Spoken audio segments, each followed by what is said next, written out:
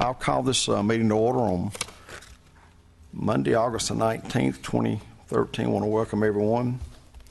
Somewhere out there is Shell Osborne. Where's he at? Pastor, there he is, way back in the back. Great seat. Who's going to come forward and give our invocation and also lead us in the pledge to the flag. So would everyone please rise. And that, by the way, this is Shell just celebrated his 50th birthday and 10 years of being a part of Smyrna. Congratulations. Thank you, sir. Mr. Mayor, Council, Father, we thank you for yet another day today, and we ask that in tonight's meeting that you would lead and guide and govern every decision that's going to be made so that they would be made in accordance with your will and certainly for the betterment of our community. We ask for wisdom where it's needed and grace where it's necessary. In your name we pray. Amen. I pledge allegiance to the flag of the United States of America and to the republic for which it stands, one nation, under God, indivisible, with liberty and justice for all. Thank you,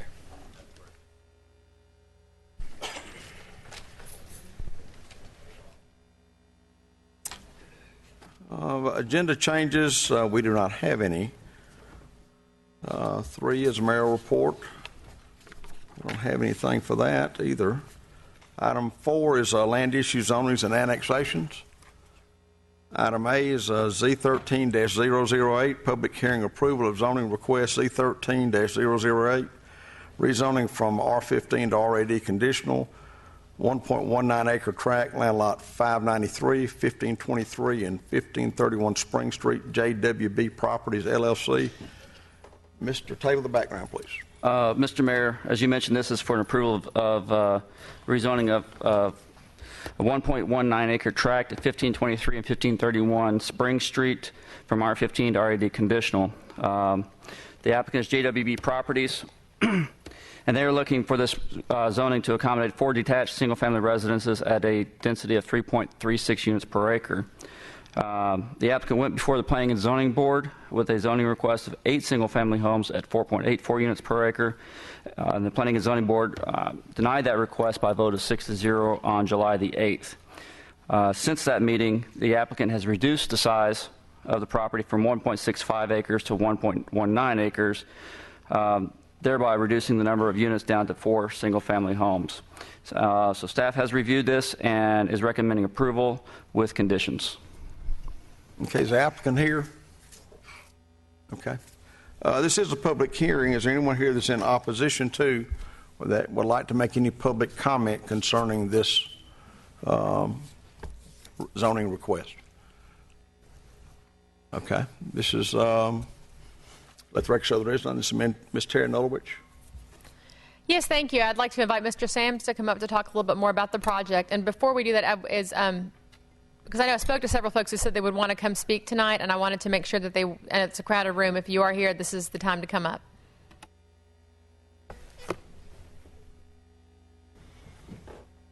Is that a maybe out there that just made that noise? I'm just kidding, this kid. Actually, I'm sorry. I'm all out of order. I'd like to invite Mr. Ken Sub just to come up prior to the applicant. I apologize. Actually, Mr. Taylor did a really good job summarizing the meeting. All I can really add is to give you some pictures to that.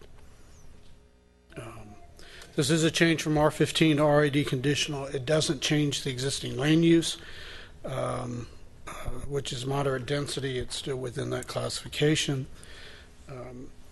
Here is the zoning map on the left, the future development map on the right. It also shows you the location of the property. This is the proposed site plan, and a little word about the difference between the 8-lot subdivision that was proposed at the Planning Commission and the 4-lot subdivision today. The 8-lot actually had a one-way circular street that came in more or less in the middle of the property and then went to the perimeter of the property and made a circle and came back out at the same point. In doing that, they had proposed 8 lots. There were a lot of problems associated with that proposed plan, and ultimately staff recommended denial. Planning Commission concurred with that. In the time between the Planning Commission and tonight, the developer has redesigned the plan to have 4 lots with no street. As a result of the removing of the street, most of the problems that staff had have been resolved. Because we were dealing with the existing Spring Street, it was allowed to continue. I allowed it to continue through the process because there wasn't a new street to have to deal with. This changed from 8 to 4 lots, as Mr. Taylor said, staff is recommending approval on. These are the proposed elevations for those lots. Here are the pictures of the subject property, the adjacent properties, and then staff's recommendation. Again, we have the standard conditions, which, as always, deals with the composition of the homes and the common space, protective covenants, the utilities, traffic improvements, how no debris can be handled. They have to comply with all of our tree ordinance issues, and landscape plans have to be done by registered landscape architect, how to handle their common areas, and again, how to deal with trees on the property. The special conditions have to do specifically with this development, that it would have a 20-foot front, a 7-foot side, at a minimum, with that for the exterior. Interior would be 5 feet with a minimum of 10, and the rear at 40. Then we get into lot sizes. Minimum square footage of the homes is at least 2,200 square feet. The driveway length of at least 22 feet, and if you recall, the reason we require that is to make sure you can get 2 cars, or not 2 cars, but that you can have a car that's sitting there so it doesn't overhang any sidewalk. In this case, we actually have rear-loaded garages, so dealing with sidewalk issues won't be as big a problem. They still have to meet the requirement of the new sidewalk and build a 5-foot sidewalk there. They have to meet our stormwater management ordinance. They've got to work with the city engineer on site distance issues to make sure that that driveway, which is one driveway that goes between lots 2 and 3, and then we'll go to the back of those houses. And as I said, they'll be rear loaded.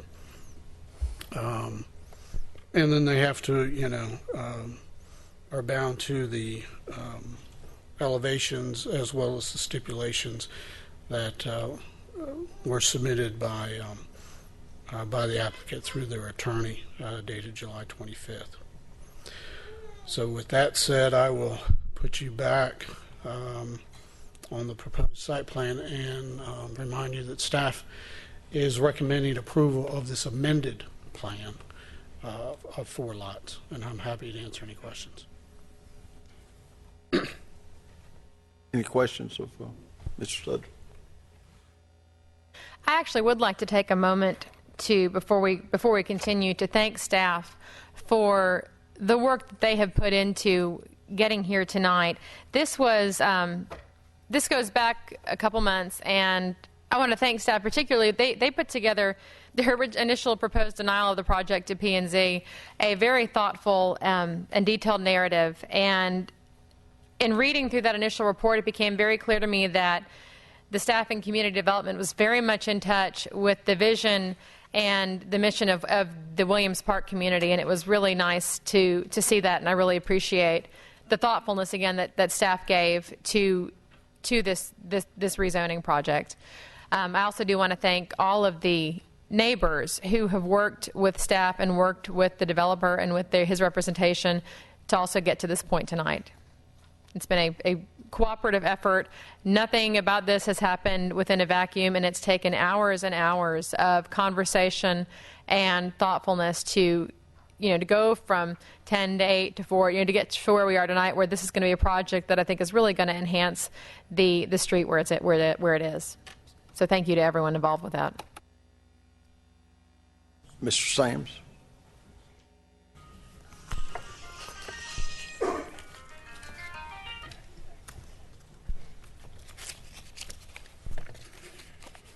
First of all, good evening, Mr. Mayor, members of the City Council. For the record, my name is Garvis Sams, and I represent JWB Properties.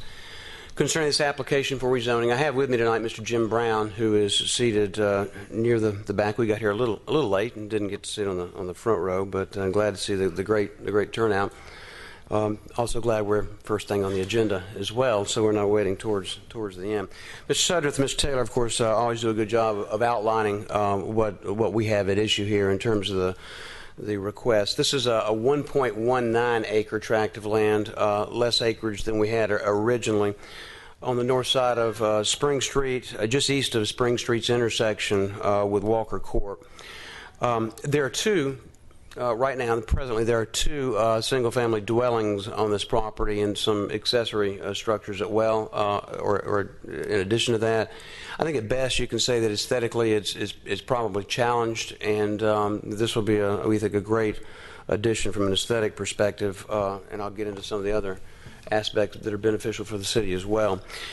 This property is on your future land use map for moderate density residential. We're not asking for a land use change. That allows up to 4.5 units per acre. The proposal we have is for 4 single-family detached dwelling units at a maximum density of 3.36 units per acre. So we're a full 1 unit per acre plus below what your comp plan and future land use map typically envisions for this area. Seeking a rezoning from R15 to RID conditional. We have R15 and RID around us. Mr. Brown with JWB has been extremely diligent. Before he ever contacted me, he had met with Ron Davis and some other area residents and their respective spouses, and also had talked to other representatives of Williams Park. So he was pointing in the right direction before he ever came to see me, and I was happy that I was presented with a set of circumstances where those overtures had already been made. Additionally, he's had approximately half dozen discussions with his next door neighbor to the east, Mrs. Beasley, who is here tonight with her son Larry Beasley. And we've also, of course, interfaced with the city staff through the very beginning of this. Began as 10 lots down to 8 lots, and then the 4 lots. And we've pared down not only the number of houses but the acreage as well, commensurate with that. And I'll give credit to staff as the city has done, but also give credit to the input we received from the neighbors. It's been beneficial and certainly given us some guidance to go in the right direction. The stipulations and conditions which staff has mentioned, we're agreeable to all those, the special and the other stipulations and conditions imposed by staff as well. You also should be in receipt of a letter from me dated July the 25th. Those contain some additional stipulations and conditions that are self-imposed. We're agreeable to those becoming conditions and a part of the grant of the rezoning, and then, of course, those will be binding on the property thereafter, just as the same as your staff recommendations as well. These houses that you saw the architecture for, these will be a maximum of 2 stories in height. They'll range in from 2,200 up to 2,500 square feet and beyond. Price points will be from the $350,000 and upwards. As Mr. Sudworth mentioned, there'll be at least a two-car attached garage. That'll be a rear-loaded feature with at least a driveway that's 22 feet in length to accommodate 2 additional cars. This is important in terms of making sure you have adequate parking. Just to give you an idea, the lots, as you can see, are rather deep, but they're rather narrow. So the product we have is a 28-foot product. We think is extremely attractive, particularly with respect to the rear-loaded nature of that, not taking away from the aesthetics on the front part of the street. Architectural style and composition will be as you saw. It won't be just those 2 plans. There'll be a mixture of components, but we have agreed that the architecture will be in substantial compliance to what you have seen. Going beyond that, there'll be a mixture of architectural elements as well, not limited to, but including a variety of complementary colors, different placement of dormers and windows and things like that to make certain that these 4 homes do not look cookie cutterish and have their own distinctive style and own distinctive character. We'll be creating a mandatory homeowners association and declaration of covenants, conditions, and restrictions for the subdivision. And that's important for a number of reasons. Number one, after JWB is done with the development and the building of the homes, and they do both, then of course it's turned over to the HOA, who's in charge, or which is in charge of the street, or rather the easement, 15-foot wide easement that services the four homes, the landscaping, the open space, and other components of the subdivision, which is, we think, critical. In many instances, when you see a development of this nature, you'll see identification signage. One of the we think the hallmarks of the Williams Park group is they like an homogeneous type of feel in their community, and they prefer not to have individual signage. So there'll be no individual signage. There'll be no fencing and make it a stockade-ish looking to set it apart from Williams Park. We're very proud to be a part of Williams Park, and the Williams Park residents are very proud of what they've got, and we hope this addition to it as well. There'll be landscape plans that will be submitted for each individual home, as well as one for the development as well. Stormwater area will be essentially to the northeastern part of the property. That will be screened from view. All yards will be sodded, landscaped, professionally landscaped, and irrigated. The open space area is going to be owned and controlled by the mandatory homeowners association. There's an area north of that we have agreed to convey so that two adjacent property owners can purchase that from us for their use. But with respect to the open space that you see on our site plan, that'll be passive recreational area. We anticipate there may be benches, there may be a gazebo, certainly walking paths through there, but we're going to get in there, get the houses built, get the HOA set up, and let people have some input into that process. So you'll be seeing that come to fruition during plan review and after the homes are sold. All the utilities are underground, all HVAC, mechanical systems are underground, all the garbage and trash receptacles are enclosed or concealed from view. The City of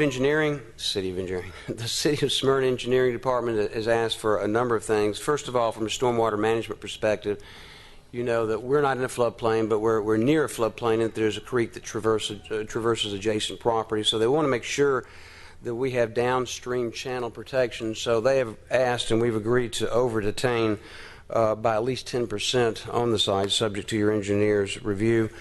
Also, with respect to the configuration and positioning of on-site detention, ultimately, Eric Randall, your city engineer, will be the determining factor in that. We've done some preliminary engineering, but really that's more a function of plan review when you get into your city professionals reviewing the individual plans that will be submitted. Also, your engineering department looks at transportation issues. They've asked us to construct sidewalks along the frontage of this property, which we will be doing. We've also agreed to a 10-foot no-access easement along the frontage, and the purpose of this is not to dissuade walkability or pedestrian connectivity, but this is for purposes of maybe a homeowner later thinking that maybe he or she could punch a driveway onto Spring Street, something that certainly no one wants to see happen. So there'll be that 10-foot no-access easement. We're meeting site distance on Spring Street. We've done the site distance profile that shows we have adequate site distance. The Smyrna Fire Department, we're agreeable to all their recommendations regarding spacing, building access, and separation. Also, with respect to a fire hydrant, we've agreed to place one within 500 feet of the nearest structure that is built. The way we've set this up, and this was at the suggestion of your Community Development Director, Mr. Sudreth, and that is that a lot of times projects have to be tweaked during plan review from an engineering perspective or for other reasons. We've agreed to a stipulation, and we're asking you to approve a stipulation that allows the Community Development Director, in concert to the Ward 3 council member, to be able to make minor modifications during the plan review process and thereafter. And that's not to bypass the legislative process and to get before you and council, but simply to place staff and the ward council member in the position to approve minor modifications that will be beneficial to the community. And if we get into that position where we're asking for such, then even though it's not a part of the stipulations, it just occurred to me that it would be helpful for us to make certain that Williams Park representatives and our next door neighbor are part of that dialogue as well. You got a letter from me, an additional letter dated August the 16th, last Friday, and that was as a result of some additional conversations precipitated by my client's conversations with Mrs. Beasley, our neighbor to the east, and then my conversations and dialogue established with Mr. Larry Beasley, her son, as well. And I might add that Mr. Beasley, as a son, Mrs. Beasley has done a very good job protecting your interests, as any good son would do. First of all, they wanted to make sure that from a stormwater management perspective that we had sufficient liability insurance on our developments so that it would cover any flooding occurrences, although that's not anticipated. We've got a $2 million policy that would be applicable in any instance like that. Right now, on the property line, on Mrs. Beasley's property and ours, there is a cross-tile retaining wall that's in a serious state of deterioration. Not anyone's fault that it is, just simply been there a long time and it's time to be replaced. And so we've agreed to a retaining wall, which will be a decorative, modular type retaining wall, interlocking blocks. As far as the height, the distancing of that, and the real specifications, we'll leave that up to our engineers and Mr. Randall, your city engineer, during plan review. The Beasleys also want to see a landscape buffer between Mrs. Beasley's house and our house to the easternmost portion of the property, and we've agreed to that buffer, and it will be commenced at the termination of the retaining wall and continue to the terminus or the end of Mrs. Beasley's property, and it will be an evergreen landscape buffer. We had intended for cryptomeria to be the primary feature of that landscape buffer. However, we prefer to leave that up to the city's arborist during plan review. If cryptomeria is not right, if they prefer Leland cypress, then that's fine. Your arborist knows better than we do. But they'll be all evergreen species indigenous to this part of the world, or this part of the state, rather. The side setbacks that we have, as Mr. Sudworth mentioned, are 7 feet on either side. Mr. and Mrs. Beasley, I'm sorry, they're not married, Mrs. Beasley and Mr. Beasley, the son, have asked us to increase the one on the eastern side from 7 feet to 10 feet. And we looked at that and talked with our engineer, and if you see the width of the property in its entirety, it's 165 feet in width.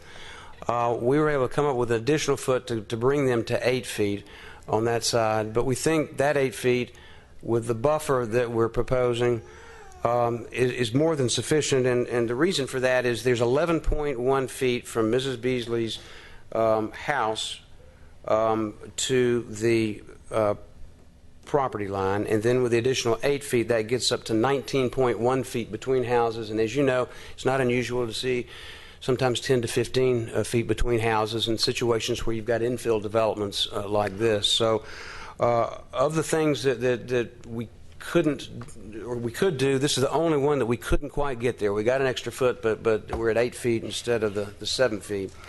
One other thing that the Beasley family was asking for, they were desirous of at one time a fence, a privacy fence being erected along this line, and I think we were all of a mind that that's not necessary. There's an existing fence that is there, has been cared for years, and of course would dissuade any traffic between the two properties. But again, we want to stay away from any stockade-style fencing, and we think really landscaping makes a better neighbor than a stockade-style, even if it's a decorative fence. So we're going with the landscaping.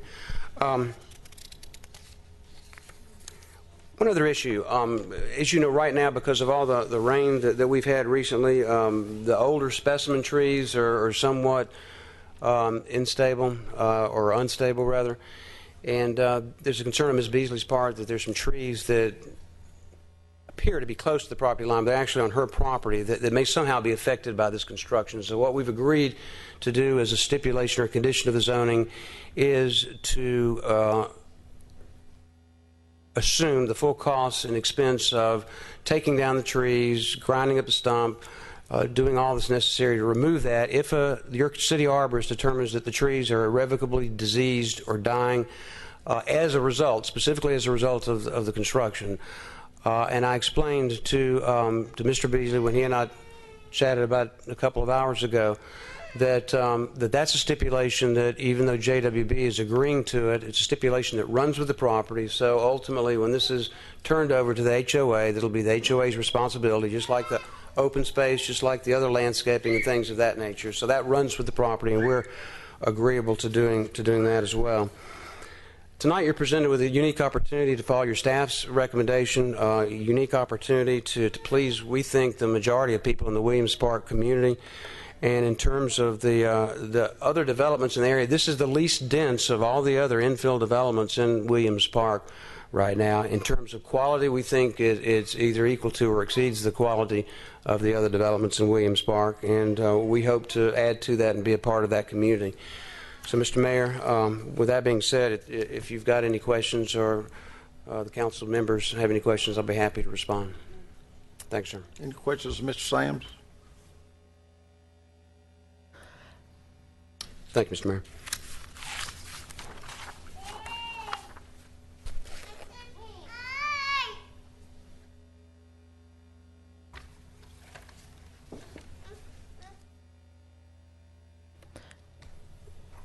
Now, the plat shows 7, and that is going to be 8?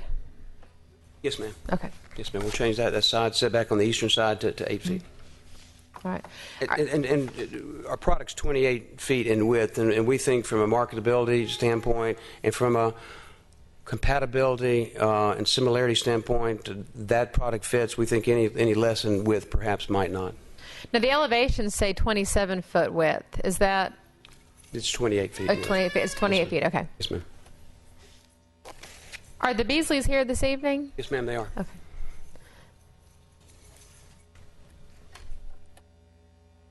And Scott, does he need to be sworn in? Yeah. Anyone else would like to come and speak regarding this project? Why don't you come up now to get sworn in? That way, Yeah. it'll be a group effort. I did that at the beginning of the meeting. You did.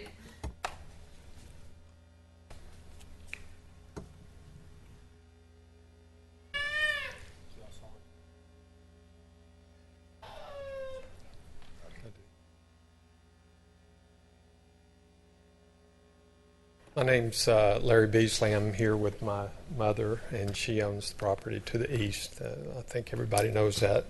There was just a couple things that we wanted to make sure of, that the fence does stay, and that the trees that are located along the property line, we would just want to make sure that we don't care if they stay or if they go. We just want to be the ones that pay for the removal if they die.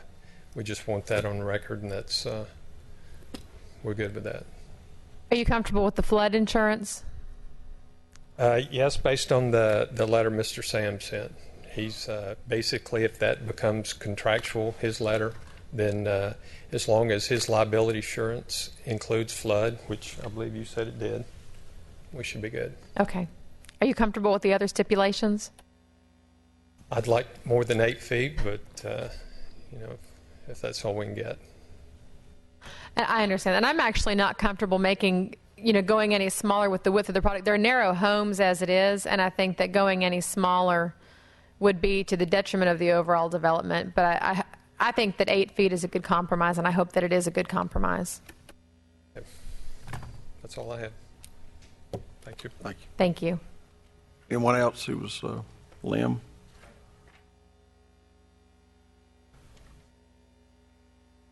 Thank you, Mr. Mayor, council members.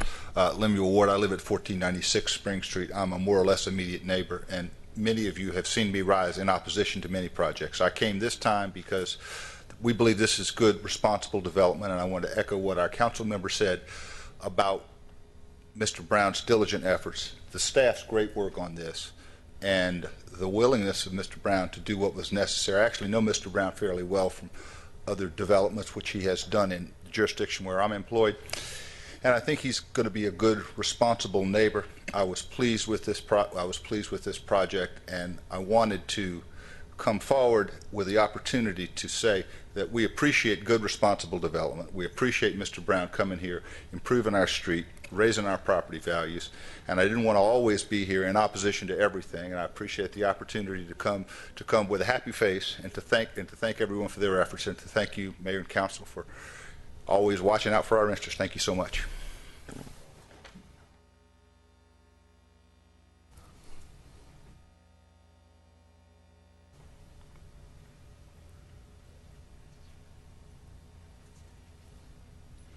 My name is Liz Davis. My husband Ron and I live at 1351 Roswell Street in Williams Park. And I have to qualify this. I am not speaking for anybody in Williams Park but Ron and me. And like Lim said, we've been down here on so many occasions saying, oh, no, no, no, no, no.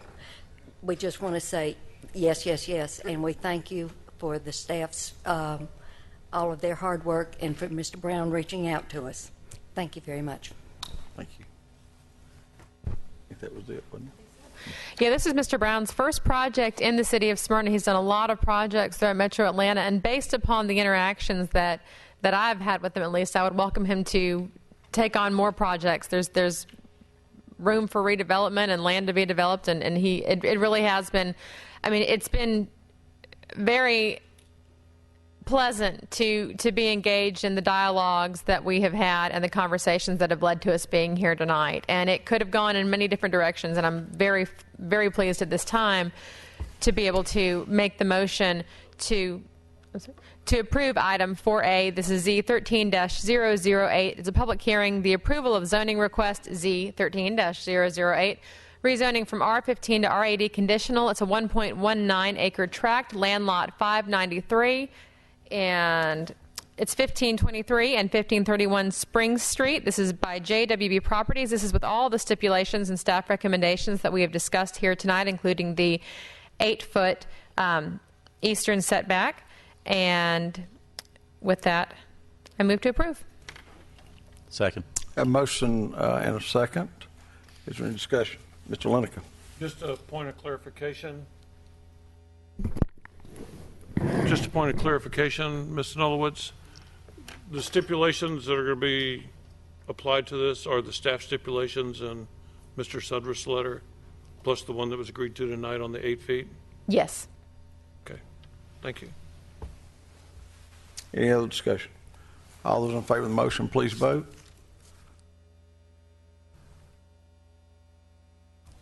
One more. We're looking for one more. That's approved 7-0. Thank you very much. Item 4B under land use zonings and annexation is a Z13-012 public hearing approval of zoning request.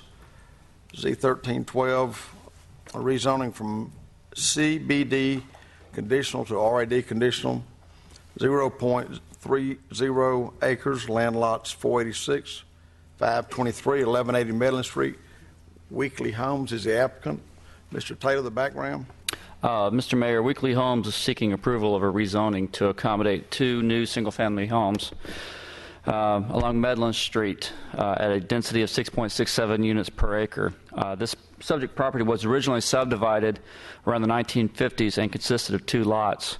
At some point, the 2 lots on the subject property were consolidated for the construction of 1 single-family residence. In 2008, the subject property was part of an assemblage and was rezoned to Central Business District conditional for the construction of a parking lot that would support a mixed-use building on Concord Road. That particular development never came to fruition, and the subject property went into foreclosure.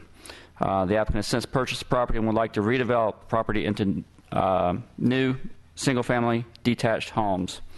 The proposed rezoning was heard by the Planning and Zoning Board at the July 8, 2013 meeting and was recommended for approval by a vote of 6-0, and Community Development also recommends approval.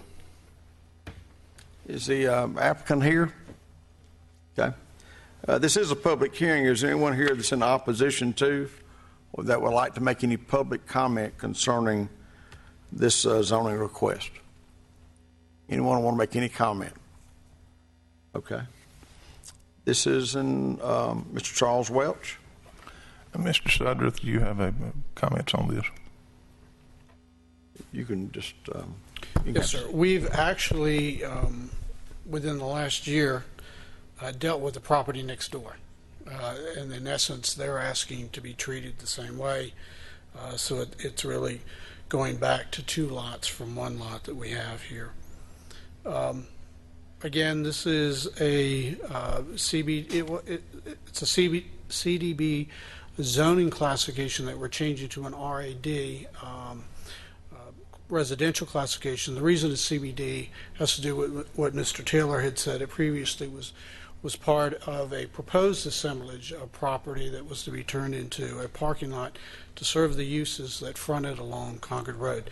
That did not come about, and so I'm sure because of the economy as well as some other changes by the doctors and how they wanted to handle their existing office situation. It's come back up, and now they just basically want to be treated the same as what is next door. This is the subject property shown on the zoning map. You can on the left side of the screen, you can actually see two darker colors that are on the left and right side of this parcel. The one that's on the right side is indeed the lot I was talking about that we previously dealt with. Future land use map is on the right.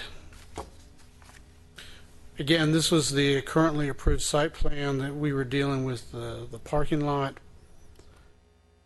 This is the proposed site plan. It is somewhat reminiscent of the plans we just approved on Spring Street. Again, this is 2 lots, rear loaded, small lot widths as well as area.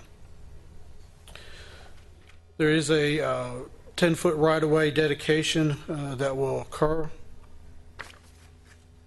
They will have the new 5-foot sidewalk. And again, just to remind everybody, especially those in the audience, that's not a requirement that we just put on with every zoning. It is required by the ordinance. We highlight it as part of our zoning so that everybody is aware of it. They will have a new detention facility. And there's the shared driveway. We've put in the stormwater inlets because this property is so small. It does become a major concern as to how to deal with the drainage issues.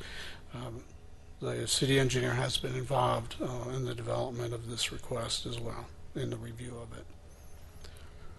These are the proposed elevations.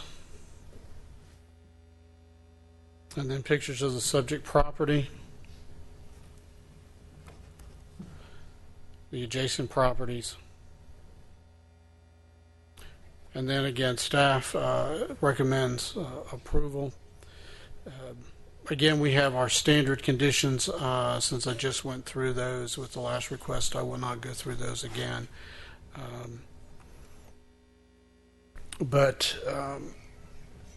With regard to this specific aspect, we will require the dedication of the 10-foot right-of-way. The approval of this zoning is subject to the site plan that has been submitted in terms of substantial compliance, which gives me a little bit of flexibility to deal with field adjustments.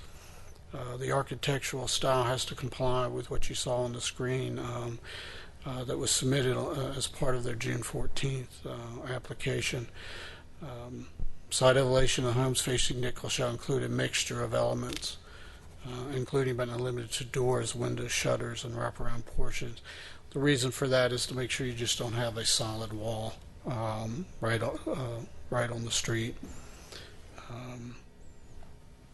Again, stormwater facilities, I've already mentioned. They've got to work with the city engineers department to make sure at plan review that it works. And with that in mind, staff does recommend approval, and I will leave you again with the proposed site plan. Mr. Sudrith, are there any other stipulations that that staff had in addition to those and those that are on the actual drawings themselves? Not that I'm aware of. Okay.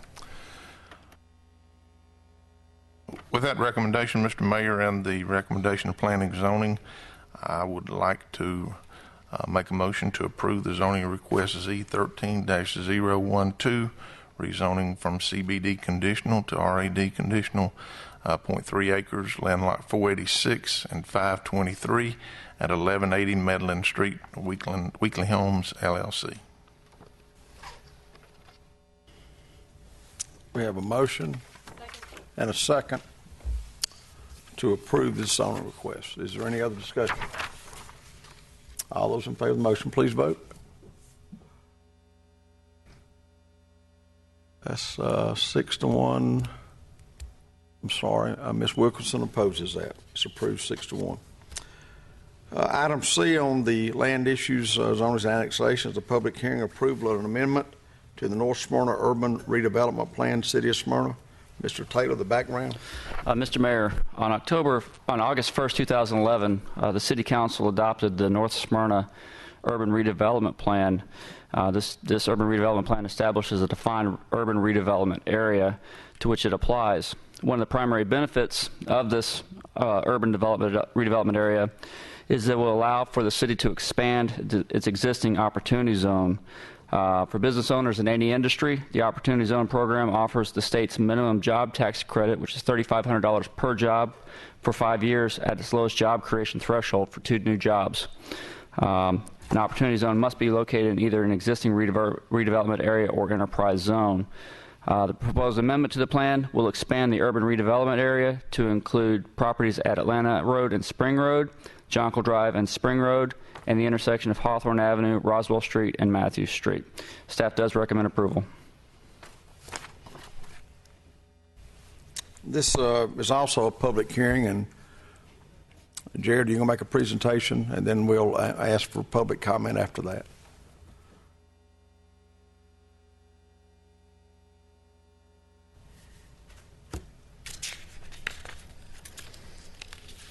Thank you, Mayor, members of the council.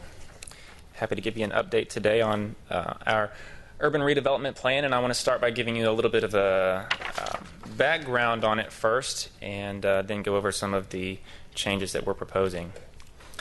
The Urban Redevelopment Act of 1955 gives Georgia cities and counties specific powers to rehabilitate, conserve, or redevelop distressed areas. Cities and counties are able to implement these powers in part through the adoption of an urban redevelopment plan. As Mr. Taylor said, this plan does apply to a designated urban redevelopment area, and parcels within that area have to be located in census block groups of 15% or greater poverty, or census block groups adjacent to those. Again, the intent of this act is to help direct resources to the areas that need it most. And as a review, this City Council approved our original North Smyrna Urban Redevelopment Plan almost exactly 2 years ago. There is not really any new information in this plan. It pulls from a variety of existing planning documents. Primarily, it's based on the 25-year comprehensive plan and the future development map that goes with that, as well as the corridor design districts and our livable cities initiative study area. Some important things I want to mention about this plan is that it imposes no new restrictions on land uses.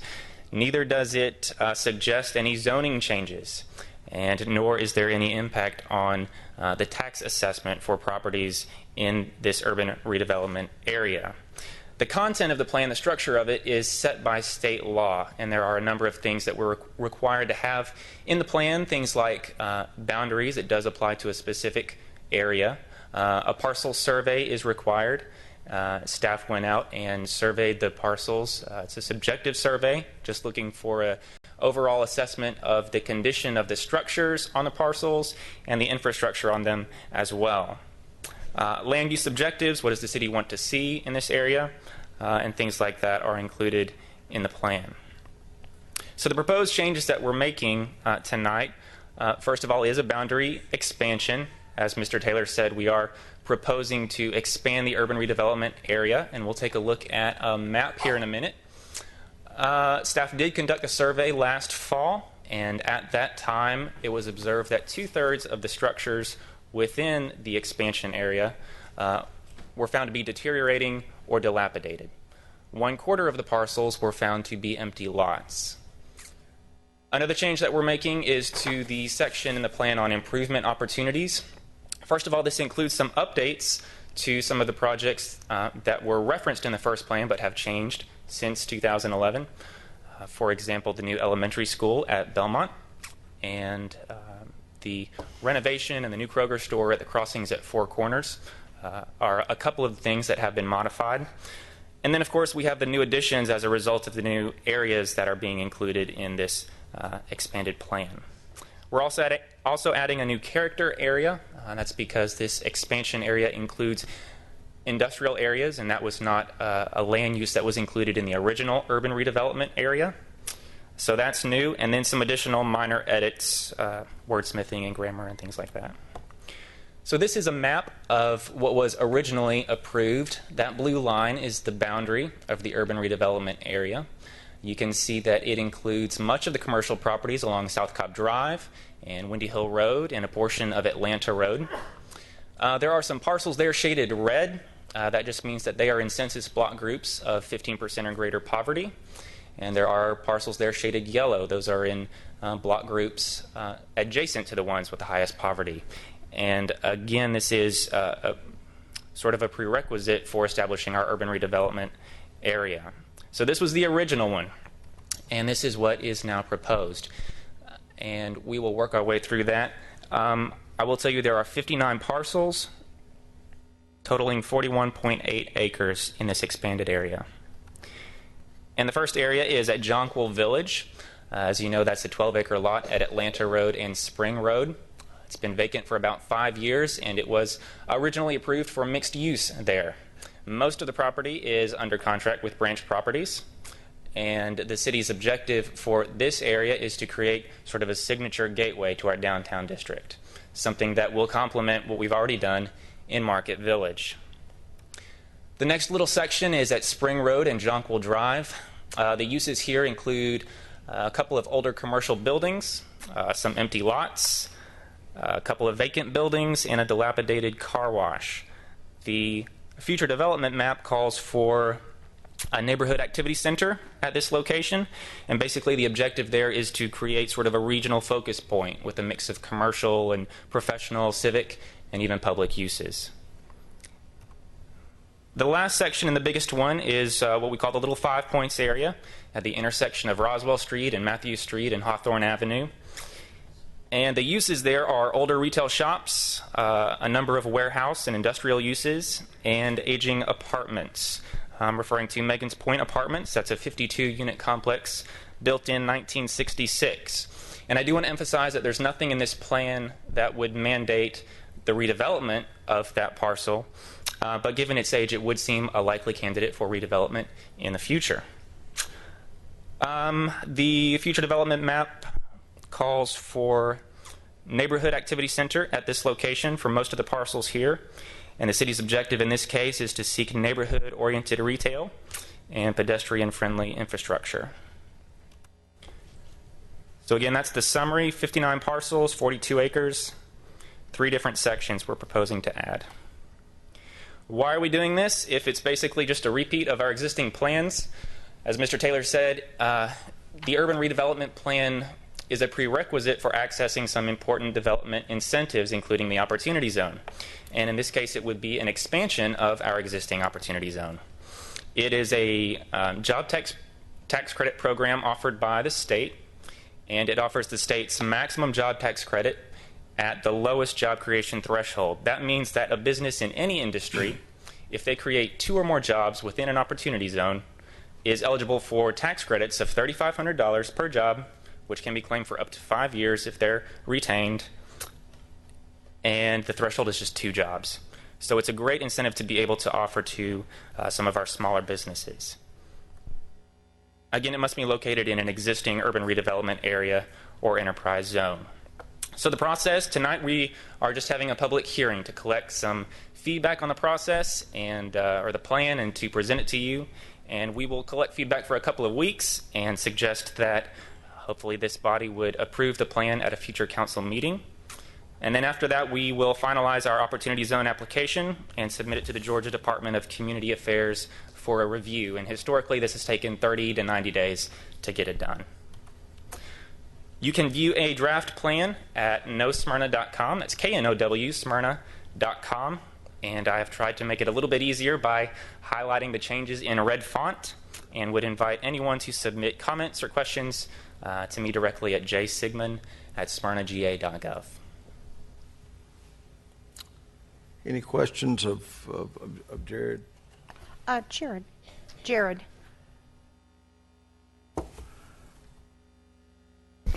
Mr. Jared, Yes, ma'am. how many jobs do you think that we have created with this program since its inception? It's hard to tell. We've only had it in one full year. The biggest one would obviously be Kroger. Since they expanded, they added probably close to 100 new jobs. I'm not sure how many of those would be qualifying full-time jobs. That would be the biggest one, but then we've had 11 other businesses apply for OZ certification. Thank you. Tonight is the first public hearing, and we have another one, right? It's just the public hearing, and Okay. then if all goes well at a future council meeting, this body will vote to approve the plan. Okay. What is the potential in the future for further opportunity zone development throughout the city? Much of the city does qualify for inclusion in an urban redevelopment plan or opportunity zone, and certainly there are other properties that could qualify. It's true that as you add parcels, an application to the state for our opportunity zone would get more complicated, but staff considers this a logical next step, I guess, in the expansion of our urban redevelopment area. It's a manageable step, and certainly at a future date we could, there's nothing saying that we couldn't go back and seek an additional expansion. And these are tax credits that come from the state. They're not given from the city to these businesses. They go from the state of Georgia to these businesses. Is that correct? The credit is applied against a business's state income tax liability. Well, thank you for all the hard work that you and the rest of staff has put into this and bring in the expansion of the 2011 plan. I'll also note that we did notify the property owners and business owners of this proposed urban redevelopment plan, and we did that via a mailing. And if this is approved, we'll follow up again with information about the opportunity zone and the tax credits that go with it. Mr. Lund. Mr. Sigmund, just a point of clarification. We talked about the $3,500 tax credit. Yes, sir. That tax credit comes entirely from the state. It's not borne by city taxpayers, is it? Not at all. Okay. Thank you. Any other questions of Jared? Okay. This is a public hearing. Does anyone like to make any public comment? Or if you'll please step forward. Anybody that need to be sworn in? Okay. Anyone that'd like to make a comment, please come forward and be sworn in at this time.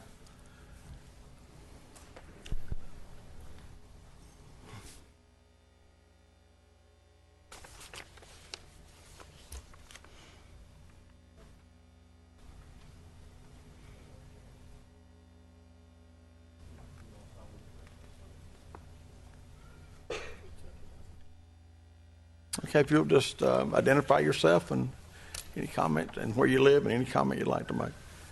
I'm Roxanne Pettit. I live on Concord Road in Smyrna, and I own property on North Matthew Street, the almost non-existent dead-end road that fronts Megan's Point and my little piece of property behind it. I'm overjoyed to hear that we're going to try to improve this area, but I am a little bit concerned. In 2008, we were negotiating a sale with a developer, and we came before the city. We got annexed into the city because it was one of those outlying pockets, and it was approved for, I believe it was R10. He was going to build townhomes. My concern is, if everything I've read, and I'm not a realtor or anybody who knows about that, but this neighborhood activity center, I don't see anything in residential, and I've been advised by my real estate agent that our best plan is if they can get an assemblage for a somewhat larger residential area. I can't see anything about residential or townhome building in this neighborhood activity center, and it concerns me because it's, about an acre of property, and I'm concerned that developers may not be able to expand that kind of a project because it doesn't fit in a neighborhood activity center. Are townhomes allowed in that? And could you give me any kind of information about, am I going to be, limited or have to change zoning or something to sell this property? Mr. Sedgwick, if you could answer that. It's a very good question. The actual redevelopment itself doesn't change any zoning classifications. It just sets up an opportunity to deal with the job incentive, the tax credit issue. If a proposed use comes up on anybody's property that doesn't necessarily fit in with what the current zoning is, there would have to be a rezoning. So to specifically answer the question about residential aspect being part of a neighborhood shopping district, the answer is no. They would have to go through a rezoning at some point in the future if that's what they feel is appropriate. Does that answer your question? Okay, thank you. Bud McCullough, 2518 North Matthews. I appreciate the work. Y'all know that, Jared, Andrew Hall, Terry, Brian Williamson of the state, that I've been for it. I really appreciate it. But I've got one question. Does the new extension, does it revert back to the 10-year period that started in 2011? And the reason I'm asking is that we have one piece of property there that would qualify, that if it had been in the original 2011, they would have been included, and it's Casey Foods. And last I heard, they had hired 4 additional people. Does this revert back and would include them into where they would qualify? But thanks again.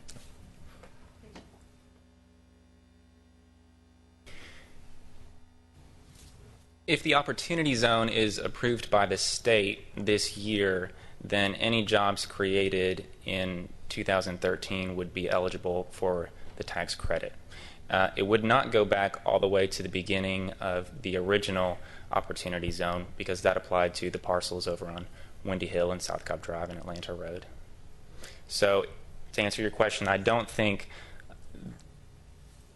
those initial jobs that the owner of KC Foods created when he expanded his store will qualify, because that was in 2012, I believe. So it would have to be any jobs created this year or later. Thank you.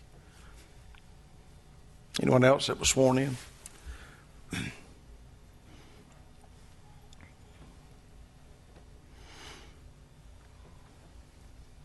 My name is William Mathis. I live at 1599 Roswell Street.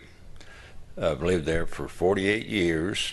I have a water problem.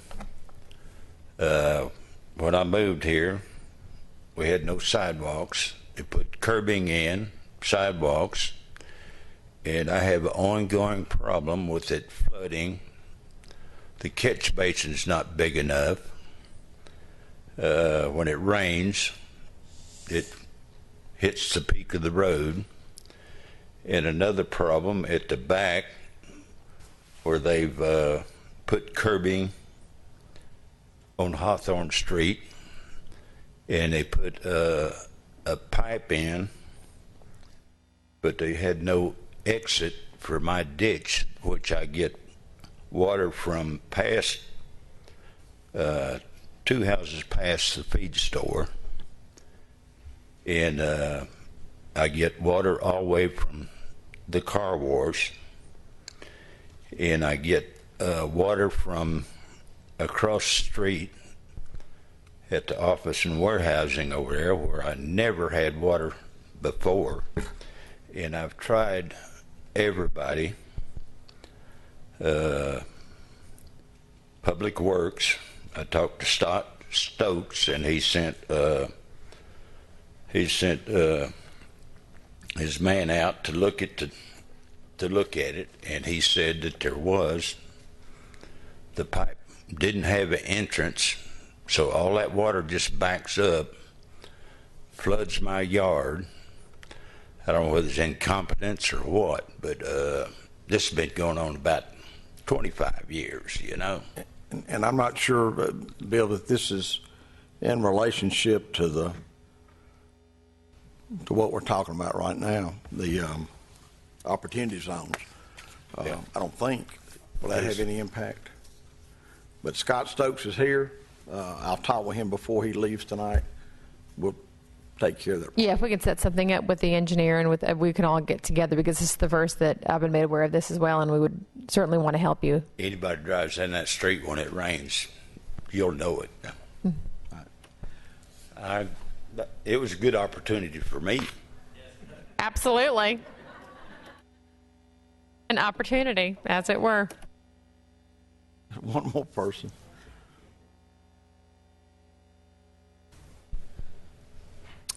Was there anyone else that wanted to speak that had any questions about? Okay. All right, this is under no action tonight. That's right. Yep. Okay. All right. Pardon? Scott, do we have to close the public hearing in some way? Vote to.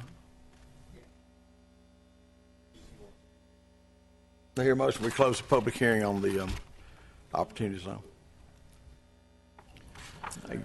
Motion is second. All those in favor of the motion, please vote.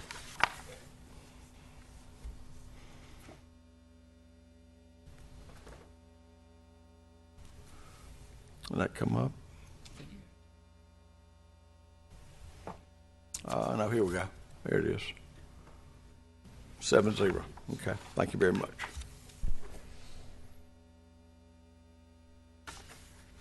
Item 5 is privilege licenses. A. Make sure I'm at the right place.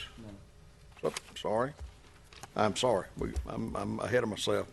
Item D is approval of the final plat for 350 Pat Mill Road, 2.10 acre tract, land lots 276, 301, 350 Pat Mill Road. Don S. Caswell is the applicant here. I don't know that he has to be, but get the background, Mr. Taylor. Okay. Mr. Caswell is seeking approval of a final plat to split the subject parcel at 350 Pat Mill Road into 2 commercial lots. The subject property is 2.10 acres in size and is zoned general commercial. The applicant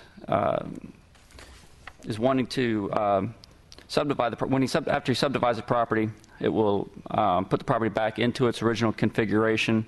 Community Development has reviewed the proposed plat and is in compliance with the zoning ordinance. And it was also reviewed by Planning and Zoning, and they approved it by a vote of 4-0 at their August 12, 2013 meeting. So staff does recommend approval. Okay.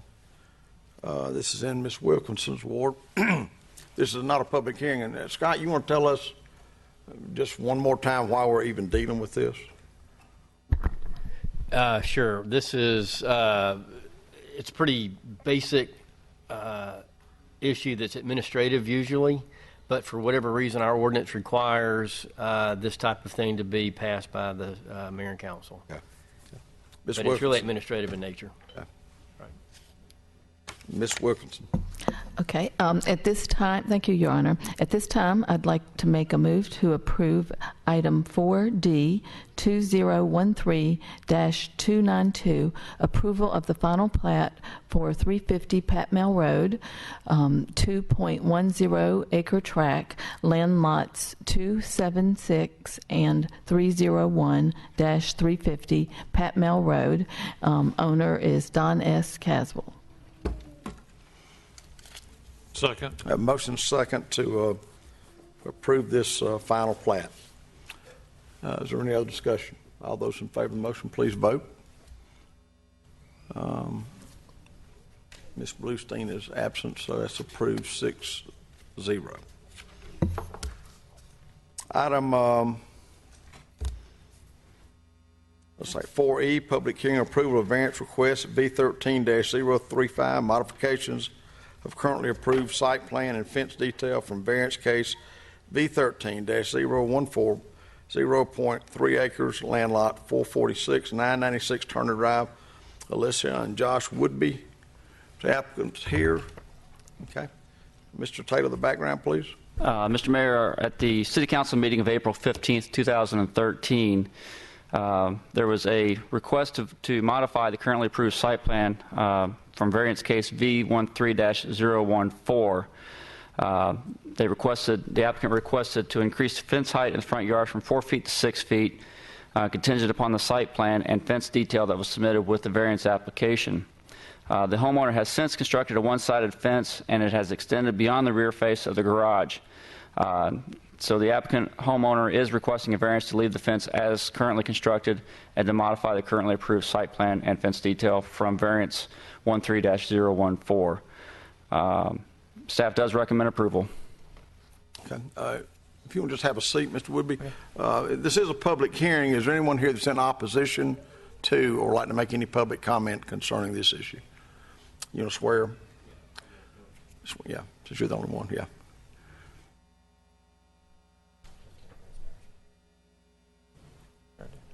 Okay, we'll get Ken to make a presentation, and then we'll go from there. It's in Susan Wilkinson's ward. As stated earlier, this was a request that you had heard. It actually came from the License and Variance Board because originally there was opposition. By the time, and as such, it was transferred because of your policy, it was transferred to you guys. Between the License and Variance Board and Mayor and Council, that opposition was withdrawn. However, the process had already started. So the case was reviewed. As stated, it was a fence variance to go from 4 feet to 6 feet. It is on a corner lot, so that in essence it put it right in the front yard off the street, which would only have a 4-foot requirement, and they wanted to have 6 feet. As part of that application, which I will show you in a minute, they had attached a type of fence that they were proposing to construct. Having said that, let me run through all of this. There's no change in zoning classification. This is strictly a variance hearing.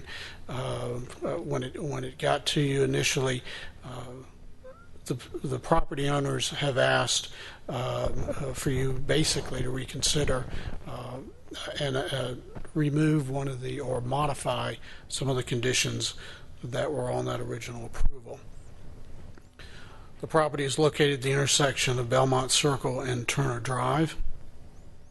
The proposed site plan is shown here. The blue area shows what was approved in terms of the fenced area previously. The red area is the expanded area that has been added, which is in essence 5 feet. These green dots show the location of the planted trees, and in particular those off of Belmont Circle, which we'll show you in a photo in just a minute. This was the fence detail that was submitted with the plan, and you can see it is a type of fence that is classified as a two-sided fence, which means that there is not a bad side on either side. Pictures of the subject property. I don't know how well they're coming out on your monitors. They're a little bit dark on mine. But in essence, they have put in a single-sided fence with landscaping. These are photos of the existing fences just to show you that there's actually several types of fences already existing in the neighborhood, some of which are single-sided, some are indeed two-sided. One of the reasons that the homeowners have asked to really keep the one-sided fence that they established can be illustrated in the lower right corner with a two-sided fence. As you can see, there is, if you look at it through a diagonal, you can actually see into the yard. And so they were after more privacy than the two-sided fence would provide. That's what they did not want, and hence decided to do the one-sided fence. Again, there are a multitude of two-sided fences as well as single-sided fences throughout the neighborhood, as depicted by these photos. Most are in the rear of their properties. Here you can see that they run between the rear and the side yard off of the back of the houses. The lower right actually shows too that they're sort of a picket style fence in the front yard. That photo was taken off of Turner Drive. Those fences are allowed because they're below the 4 feet. Staff is recommending approval of the requested variance. Again, with it should be conditioned upon what has been submitted with the application, as well as they maintain the row of trees that's been planted there. They did provide an HOA letter previously, so we've rolled this over about them encroaching into a private utility, and they need to maintain the fence and tree screening appropriately. Again, with that in mind, staff does recommend approval, and I will leave you with that proposed site plan. Wilkerson. Thank you, Your Honor. At this time, I'd like to make a move to approve item 4E, V13-035, approval of variance request V13-035, modification of currently approved site plan and fence detail from variance case V13-014, .3 acres, land lot 446 or at 996 Turner Church. The owners are Liza and Josh Woodby.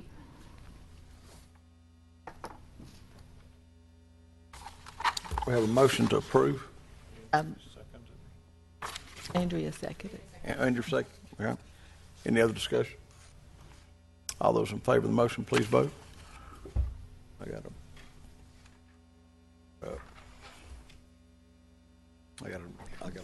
a disconnect. Hold on a second.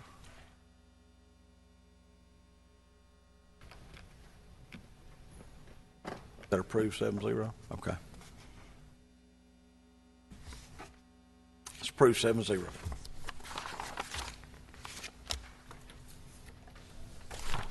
Item 4F, ordinance 2013-13, public hearing, approval of text amendment to section 602 of the zoning ordinance to update the official City of Smyrna zoning map of the City of Smyrna. Mr. Taylor, the background, please. Mr. Mayor, section 602 of Appendix A of the City Zoning Code references the official zoning map of the City of Smyrna dated April 16, 2012. Periodically, we have to go through and update this to reflect any rezonings that have taken place since the last time that the map was updated. In this case, it was last dated April 16th, 2012, and the new date that will be reflected will be August 19th, 2013. The text amendment and zoning map update was reviewed by the Planning and Zoning Board at the July 8, 2013 meeting and was approved by a vote of 6-0, and staff does recommend approval as well. Ken, anything you need to add to that? This is a public hearing portion of the agenda also. Quickly, Mr. Mayor, just to remind you all, we try to do this every 12 to 18 months, so we are not too far out of date with an adopted map. There were 12 changes between April of last year and today. There was one on Medlin Street, which I had referenced previously. The one next door came in tonight. We had what is now called Whitfield Park subdivision, which previously was known as the Trellises, had come in, and we had changed that. We had the lot on Hughes and Brown Circle in Terry's ward had come in for a change. And then on Hill Street in Terry's ward we also had, and that had to do with the Trayton development. This was the one actually in Ron's ward where they were next to the church. They actually had a subdivision that was proposed in many conditions. They decided not to build a subdivision. You had a new owner and they just wanted one house. So this was put back to a zoning it previously had so that they didn't have to deal with all of the subdivision conditions. Then again, in Terry's ward on Powder Springs, we had a subdivision come in. I believe that was a 19-lot subdivision there. North Cooper Lake Road, we had a subdivision there. If you remember, we held it a couple months on that and ultimately approved it. There was concern about that one dealing with drainage, which had been worked out. Then on Spring Street, we actually had an annexation request that they came in because they wanted to be in the city. And then on Matthews Street, we had the same things, and then we had the adjacent lot come in on Matthews Street as well on that. And then on Roswell Street, this is the Regency. The Regency Apartments had come in on that. Then in Highlands, this actually was a map correction where for some reason it was zoned OI, and when we checked the records, it actually should have been zoned light industrial.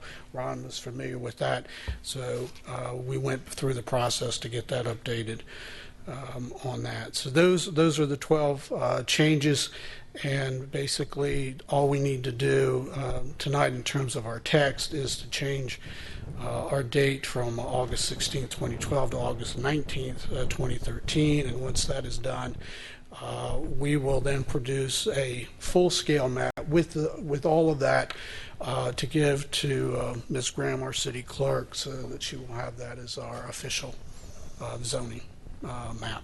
And that's it.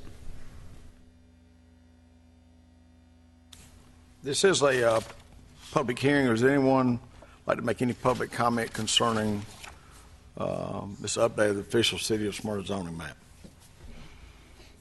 That's right, so there is none. This is under Ms. Bluestein's committee. Your Honor, at this time, I would like to move to approve Ordinance 2013-13, which is the approval of a text amendment to Section 602 of the zoning ordinance to update the official City of Smyrna zoning map. A motion and a second to approve this text amendment. Any discussion? All those in favor of the motion, please vote. It's approved 7-0. Item 5 is privilege licenses. License 2013-24 is public hearing privilege license request. Beer and wine package 2552 South Cobb Drive, Suite B1, Nazi LLC, doing business as Latinta something. Latinta is the applicant here. Okay. Mr. Taylor, the background, please. Mr. Mayor, this is a new application for a privilege license for Naz LLC, doing business as La Tiendita, for the sale of beer and wine retail package. Altaf Damani is the owner and the agent applicant. He will also be the registered agent responsible for the sale of alcohol at this location. Mr. Damani has been given a copy of the alcoholic beverage ordinance and has attended the mandatory alcohol awareness workshop. A background investigation was conducted by the Smyrna Police Department, and that failed to reveal any information that would preclude issuance of these licenses. Staff does therefore recommend approval. All right, this is a public hearing. Is there anyone here that's in opposition to, or that would like to make any public comment concerning this license, previous license request? Let the record show there is none. Is the applicant here? Would you please step forward? And this is in Mrs. Wilkinson's district. Good evening. Ms. Wilkinson. Thank you, Your Honor. Hi, I understand that you've gone through the training and gotten your certificate. Yes. And I also wanted to ask you if you've read the city's ordinances around alcohol license. Yes, I have read the ordinances before, and I used to be in a neighborhood doing business in the BP gas station, right, not too far from there. So been handling the beer and wine sales for quite a few years. Okay. Do you have any questions about the ordinances? No, ma'am. Okay. And what kind of training do you plan to do for your employees? We do require everybody to have a mandatory training for either Windy classes or just I one-on-one train them by myself. Mm-hmm. And we require every sale to be conducted not to be approved without checking the ID. Okay. Are you aware that the city of Smyrna conducts I guess it's like compliance checks? Compliance check, yes, I'm aware of that. Okay. All right. I have set registers as well where it doesn't approve the sale unless you enter the ID of the purchaser. So that's a precaution that we are taking. Okay. To avoid the sales to minor. Okay. All right. Well, thank you. Thank you. Mr. Damani, Yes. describe for those who don't know, based on the address, where your store is going to be located. My store is in the out circles of AutoZone Plaza, if you're aware of, by the Wings Fiesta, located on South Cobb and Windy Hill. Okay, so you're kind of near the Adventure Outdoors Yes, facility? I'm near the Adventure Outdoors. And what is the store open now? The store is open for business now. But you're not selling alcohol now. This is to add package sales. Yes, sir. And what are your store hours? The store hours are 8 a.m. to 10 p.m. And that's Monday. That's Monday to Friday.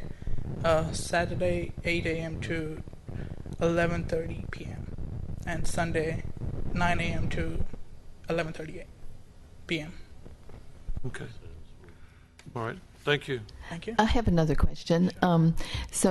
Because I know there's a couple of shopping centers right there together, one where the AutoZone is and another strip where the Wings Fiesta is. Right. Can you tell us, exactly which strip? Exactly which? It's in the AutoZone parking lot.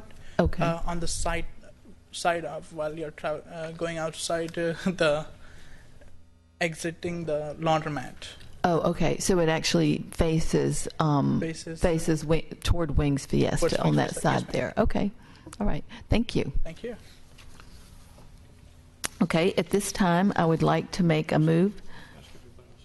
Oh, okay. Sorry. Does anyone else have any questions? Okay.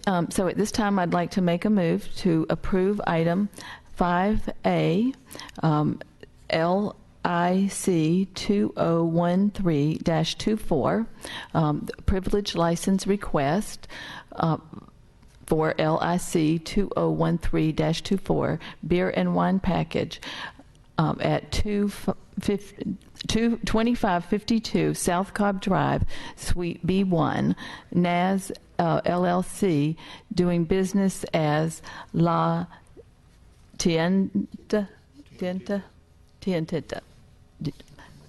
Thank you. Second.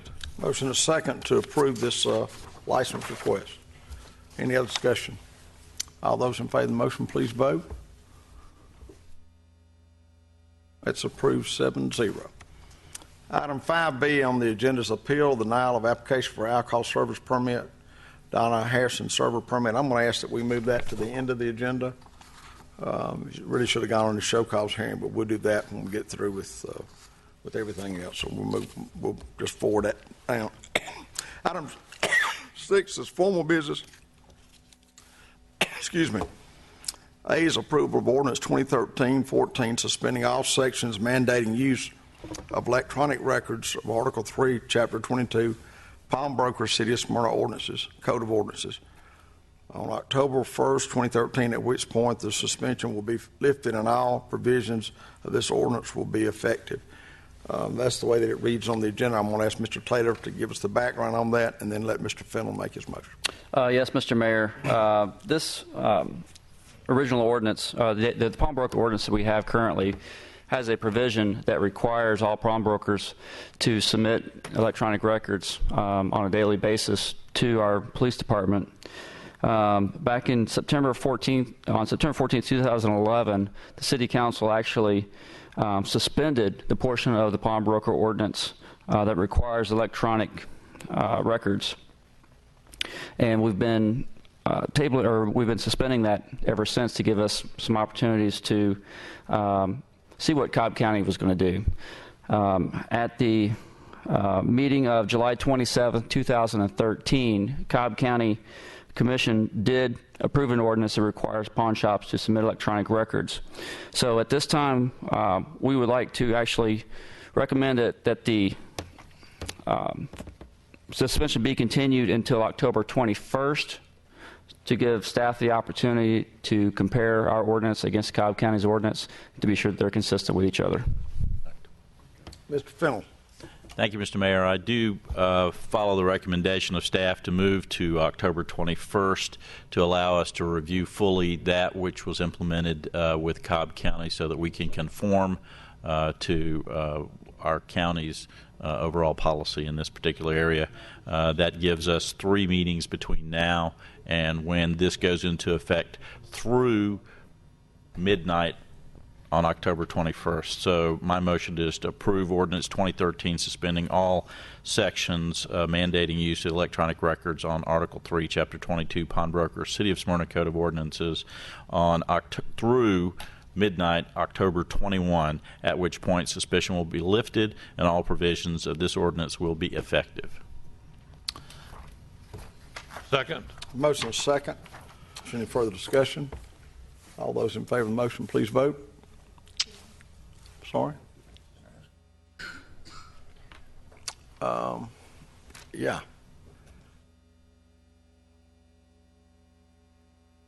Between now and October We can make adjustments. 21st, October 1st, we find a significant difference between our ordinance and the county ordinance. I'm assuming we can go back and modify our ordinance to adapt more closely to the county ordinance. Is that correct? Sure, and that's the plan, I think, is to compare the two between now and then. Right. And so if we see any significant thing, then we can always bring it back on to another agenda. That's the intent. Thank you. All right. That's approved 7-0. Item number 6B under formal business, award RFP 13-033, Smyrna Jail Security Renovations, upgrade to the lowest bidder AE Security Group for $178,952,000. Authorize the mayor to execute any associated documents. Mr. Taylor, the background, please. Mayor, if it's okay, I'm just going to go ahead and provide the background also for item C, since these two items go together. As part of our 2011 SPLOST, voters approved a renovation of our security system and our jail locking mechanisms over our city jail. Our police department and our program manager, Croy Engineering, have done significant research on this, and we're prepared tonight to award RFP 13-033 for the jail security renovation to the lowest bidder, AE Security Group, for $178,952. And also going along with that is a millwork renovations to actually accommodate the new system. It's going to have to be customized, and so we're going to give that to the lowest and sole bidder, Diversified Construction of Georgia Incorporated, for $67,500. We do recommend approval. Mr. Fennell. Mr. Mayor, in keeping with the intentions of the voters who approved the 2011 SPLOST and the investment in this particular upgrade, recall that these are operational 24/7, 365. There's a lot of wear. We want to make sure when we get somebody locked up, we keep them that way. So I hereby move to approve and award RFP 13-03 for the Smyrna Jail Security Renovation Upgrade to the lowest bidder, AE Security Group, for $178,962, and authorize the mayor to execute any associated documents. 952. RFP 13-033. I thought I read that in. Yep. Okay. Okay. Is that a motion? Can I get a second? Second. Motion and a second. Is there any discussion on that one? All those in favor of the motion, please vote. Approved. 7-0. Item 2013-299, award RFP 13-034 jail millwork renovation to the lowest and sole bidder, Diversified Constructions of Georgia, Inc., for $67,500, and authorize the mayor to execute any associated documents. Mr. Fennell. Again, in keeping, this is the other half as described by Mr. Taylor with details background, just to read it further into the record, to award RFP 13-034 jail millwork renovations to the lowest and sole bidder, Diversified Construction of Georgia, Inc., for $67,500, and authorize the mayor to execute any associated documents. Move approval. Have a motion? Yes, sir. Second. And a second. Any discussion? All those in favor of the motion, please vote. So approved 7-0. Item 6D under the formal business agenda is approval to reappoint Downtown Development Authority board members Kevin Draw, Jim Delmer, Kimberly Gangemi, Eric Cash, Doug Stoner, Larry Freeman. The terms of the Downtown Development Authority is 1 year and will expire 4/14. There's really not much to. No, it's retroactive. Okay. Mr. Bluestein, I don't.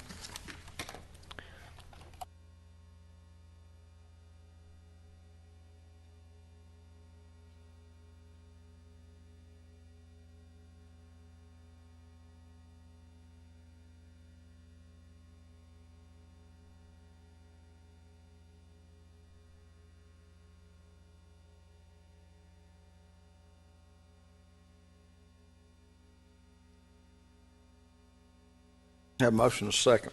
Any discussion? All those in favor of the motion, please vote.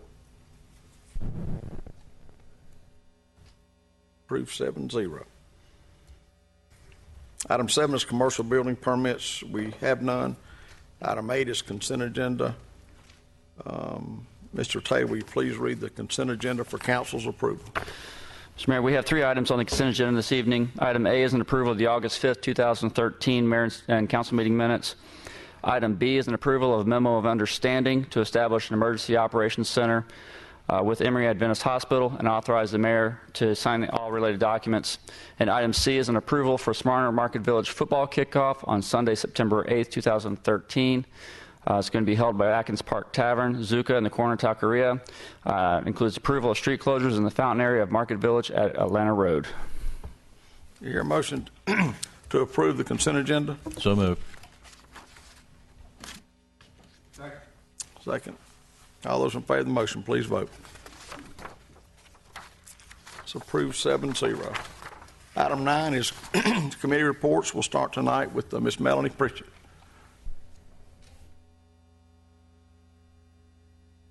Ms. Bluestein. Thank you, Mr. Mayor. I don't have a report. Ms. Nullabich. Neither Finance nor Community Relations has a report tonight. The Smyrna Elementary School has been in session for a couple of weeks now, and by all accounts, everything seems to be going really well, which is delightful to hear. With that, I yield. Mr. Corky Welch. Mr. Mayor, I believe Virginia Davis is in the audience out there, or is she? Yes, there she is. Thank you. For Keep Smyrna Beautiful. Good evening. I have a very brief report and a reminder to give you tonight. And that reminder would be that our document shredding event will be held September 14th from 9 o'clock until 12 o'clock at the Wolf Recreation Center. And that's at 884 Church Street.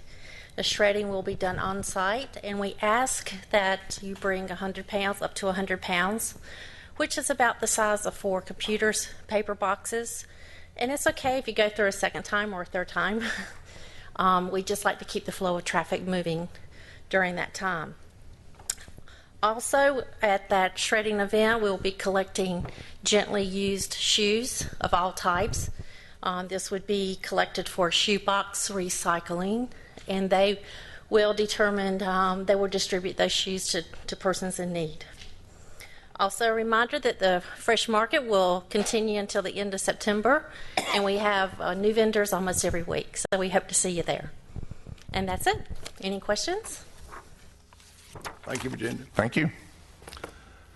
Mr. Scott Stokes, do you have a report this evening? He's going out the back door.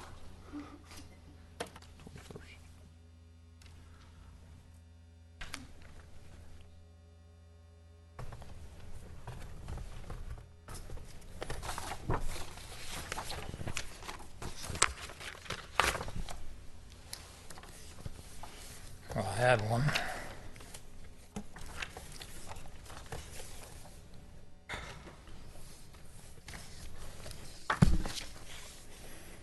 This isn't good. I was prepared.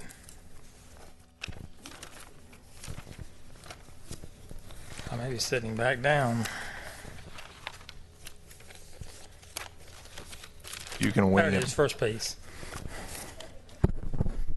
Give you an update on some projects. Concord Road widening project, Georgia Power, AT&T, and Charter continue removing their utilities off the old poles. Our water contractor has worked 2 nights last week, and we anticipate them working 2 more nights this week to move the water utility from one side of the road to the other.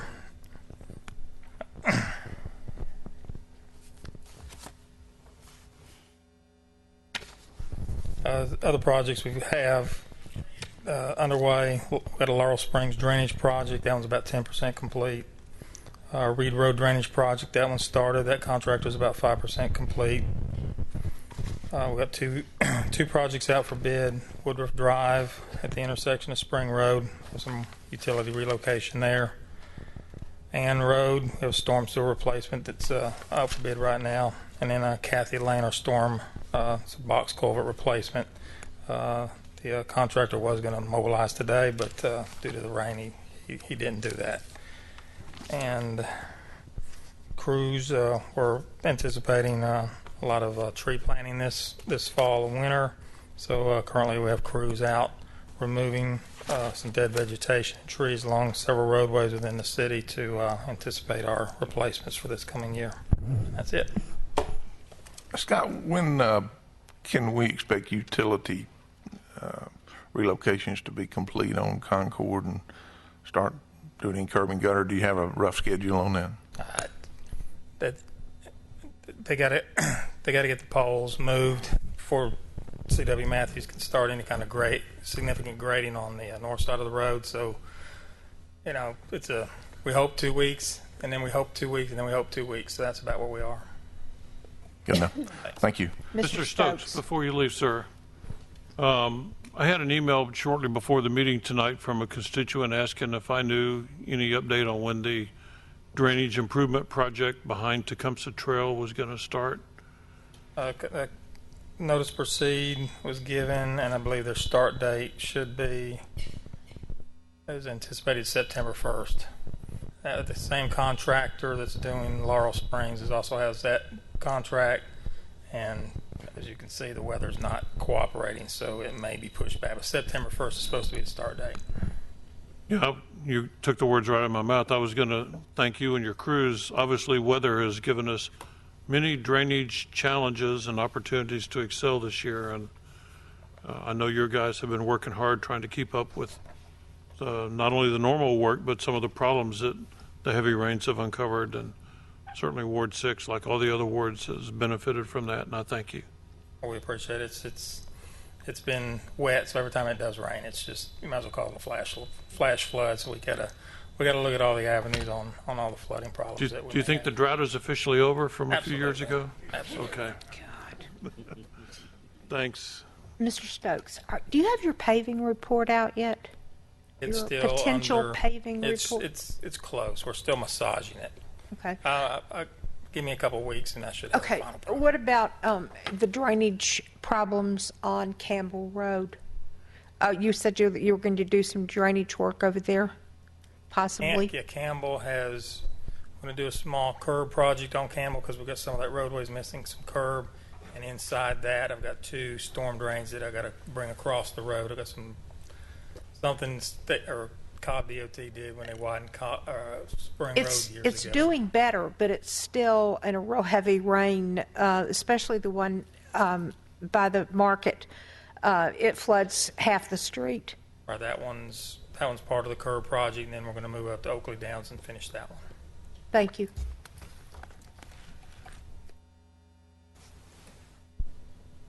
Anything else? Yeah. With that, Mr. Mayor, I yield. Miss Wilkinson. Thank you, Your Honor. Well, I'll make an announcement for the library. The August and September Storytime schedules are on the library's online calendar, and the printed calendars are available for download from the website, or you could pick one up from the library. And I'd like to ask Steve Ciaccio to give his report for Parks and Recreation. Briefly, there is a outdoor movie at Taylor Broner Park this upcoming Saturday, the 26th, at dark, assuming it doesn't rain. Will feature Despicable Me. Thank you. Thank you, Mr. Ciaccio. And with that, I yield. Mr. Wade Lineker. Thank you, Your Honor. Kay Bullock has no report tonight from Human Resources. Ms. Graham, do you have anything to report from Court Services? Nothing to report. I do want to just make mention of a couple things. I know Corky and I have had some meetings with folks in kind of the shared Ward 4, Ward 6 on drainage issues, and I appreciate Corky's time and help of our staff with some of those things. I do want to say I'm looking forward to Thursday night, the 29th of August, when I'll be meeting with the Montclair Townhomes HOA at their annual meeting. Finally, I want to acknowledge the passing of a man that did a lot in Smyrna and I think for our community, and that's Charles W. Barrett. Mr. Barrett was a 40-year Legionnaire. He passed away last Thursday. He's a past Georgia State Commander of the American Legion and a past National Senior Vice Commander, or Deputy Commander, if you will, for the National American Legion. He was a Legionnaire through and through, devoted to serving veterans and veterans' causes, to helping Legionnaires and veterans anywhere and everywhere that he could. Was helpful to us in planning and executing many of our ceremonies for Memorial Day and Veterans Day over the past 10 years. And we just mourn his passing and wish his wife, Kitty, and family, that time will help heal their sorrow. We extend our condolences. With that, I yield. Mr. Ron Fennell. Thank you, Mr. Mayor. In the public safety report, with this many citizens here, I'd be remiss if I didn't ask the fire chief and the police chief at least to come to the front of the room so that they could be acknowledged. I know we didn't have much to report on tonight, but with this many citizens here, I did want to let them see and have an opportunity just to briefly hear from each of those department heads, knowing that there's a brief report only tonight. Fire Chief Jason Lanyon, longtime service to the city, and thank you, Chief. Really don't have much to add. I would add one thing though, and that is that it is that time of the year again. I usually get up here before now and say this, but the school buses are on the road, and that's of primary importance that we pay attention to the buses and the children and try to avoid any such accidents. Inevitably it'll happen. We don't need it to happen anywhere. We especially don't need it to happen here. So, an extra few minutes it'll take you to get somewhere is not worth someone's life. So we definitely need to pay attention to the safety of the school children. That's about all I have. Thank you, Chief. Thanks. Chief David Lee, we've got you some new doors coming, locking them up and keeping them locked up. We appreciate what you're doing, and we appreciate your work since coming to the city of Smyrna. So thank you. Thank you. I appreciate that. One of the things I wanted to report on, where we've hired 2 new police officers. Both of them came from the College Park Police Department. So we're probably not on the top 10 list with College Park, but good officers, and they both have started, and one started yesterday, and the other one started a couple weeks ago. Dispatcher. We also hired one new dispatcher. He had been an explorer for Alpharetta PD, a law enforcement explorer, and he's from South Africa, and I won't even attempt to butcher his name, unfortunately. He's got a very unique name. But we're going real good. We're going to be having another promotional ceremony. I want to thank you all for approving the additional captain to be over uniform patrol. He started his first day today, and I gave him a long laundry list of projects that he's got to get accomplished. But he's excited, and we're excited too. Great. Thank you very much, Chief. Thank you. I yield, Mr. Mayor. Thank you, Mr. Taylor. Mr. Cochran, Ms. Graham. Just mention just two quick things before we get into citizens' input. I just want to note that Rhonda Lockie of Campbell Middle School was named the School District Teacher of the Year. She's a teacher at Campbell Middle School. And also, King Springs Elementary was named Georgia School of Excellence. There's only two, actually, I think there's two in Cobb County that were named that. So that's great for our schools, King Springs and Campbell. Yep. Yeah, good principal. Okay, we'll go into citizens' input. We got several folks that have signed up. Alec Backery, 3459 Shawnee Trail. His topic is comments. No, we'll do that.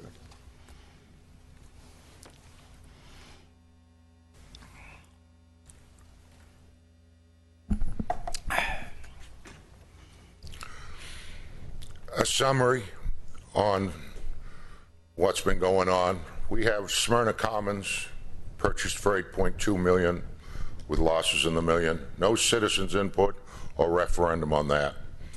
Hickory Lakes, $16 million. No town hall meeting or referendum on that. It's sitting empty. Outrageous. Concord Road, $20 million. We had one town hall meeting since '08, and that's after it was already set. No citizens' input. We also have the water bill that everyone's suffering with a 20.5% increase for the last year, finding out that 1.5 million has been profit from the water department was transferred back to the general fund to be used where, I don't know.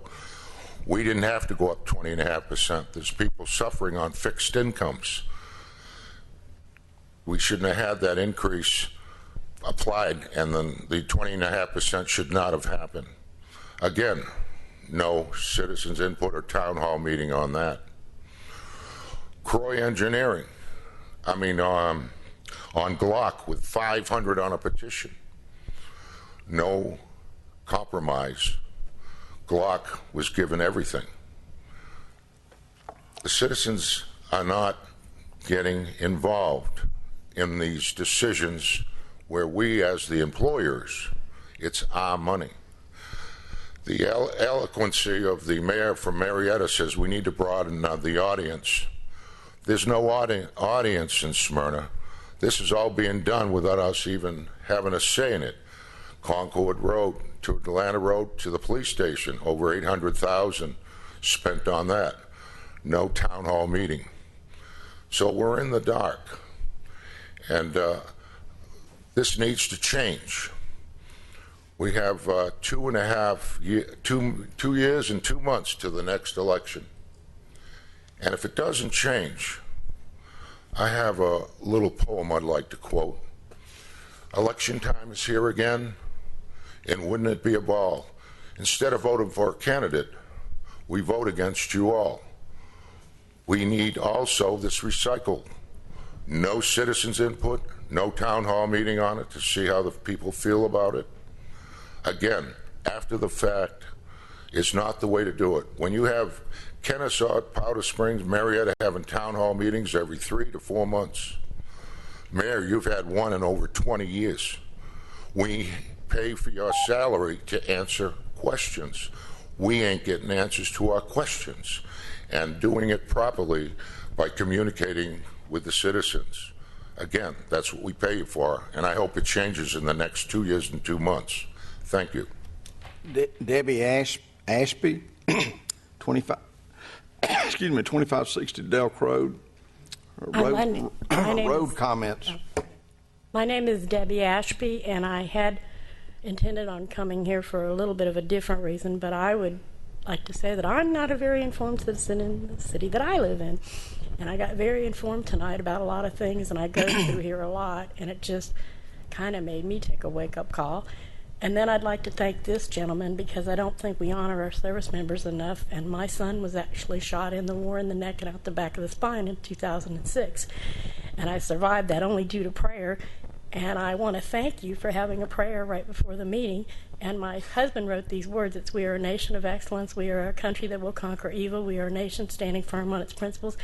We are a united people that will not be divided. We are proud, loyal, bold citizens of the USA. We are a society that will not give in to terror, fear, but rise up in faith, hope, and love." And he wrote that after 9/11. And I have 3 songs that are published by a Nashville publisher, but as talented as I am, I've had to suffer through a lot of just difficult circumstances. To bring me to the point of why I'm here is because in June, I was driving down Windy Hill Road, and all of a sudden the traffic was stopped way backed up past the post office, and I didn't even know why. And when I got to the intersection, I didn't even know if the light was out or what was going on, and there was a police officer standing in the middle of the road, and he was directing traffic. What I thought he was doing was pulling us over to either do a DUI checkpoint or some kind of a checkpoint, or he was rerouting traffic. So I followed the traffic into the little thing, and then it was hot and everything, and he had about 4 of us pulled over. And he gets out of his car, and he was really, really just, I don't know, he was just a really polite police officer. And I proceeded to tell him that the traffic was there, and I didn't know what he was doing, and I didn't really get it all out. And I just told him that, I was just stopped in traffic, and I wouldn't have never gone into that other lane if it had not been for the police officer being in the lane, and I thought he was directing traffic. And then he proceeds to tell me that he doesn't want to give out tickets, and the reason why he's there is because Windy Hill needs to be widened. So then I was like, okay, this is just not happening. And then I had another incident in Powder Springs and Belmead where, I ride the buses all the time. Now I know why the 15's late. I don't know what we need to do, but I do know that one thing that I can do is pray that you guys somehow get the money to widen Windy Hill, which is more powerful than me getting passionate and trying to get on every cause that I can do, which is $50 million, and maybe just go back and try to do what I'm really passionate about, which is give back to the military what was freely given to me and all the military folks that helped me. And I think I would rather concentrate on that than trying to fight this ticket. And I don't know.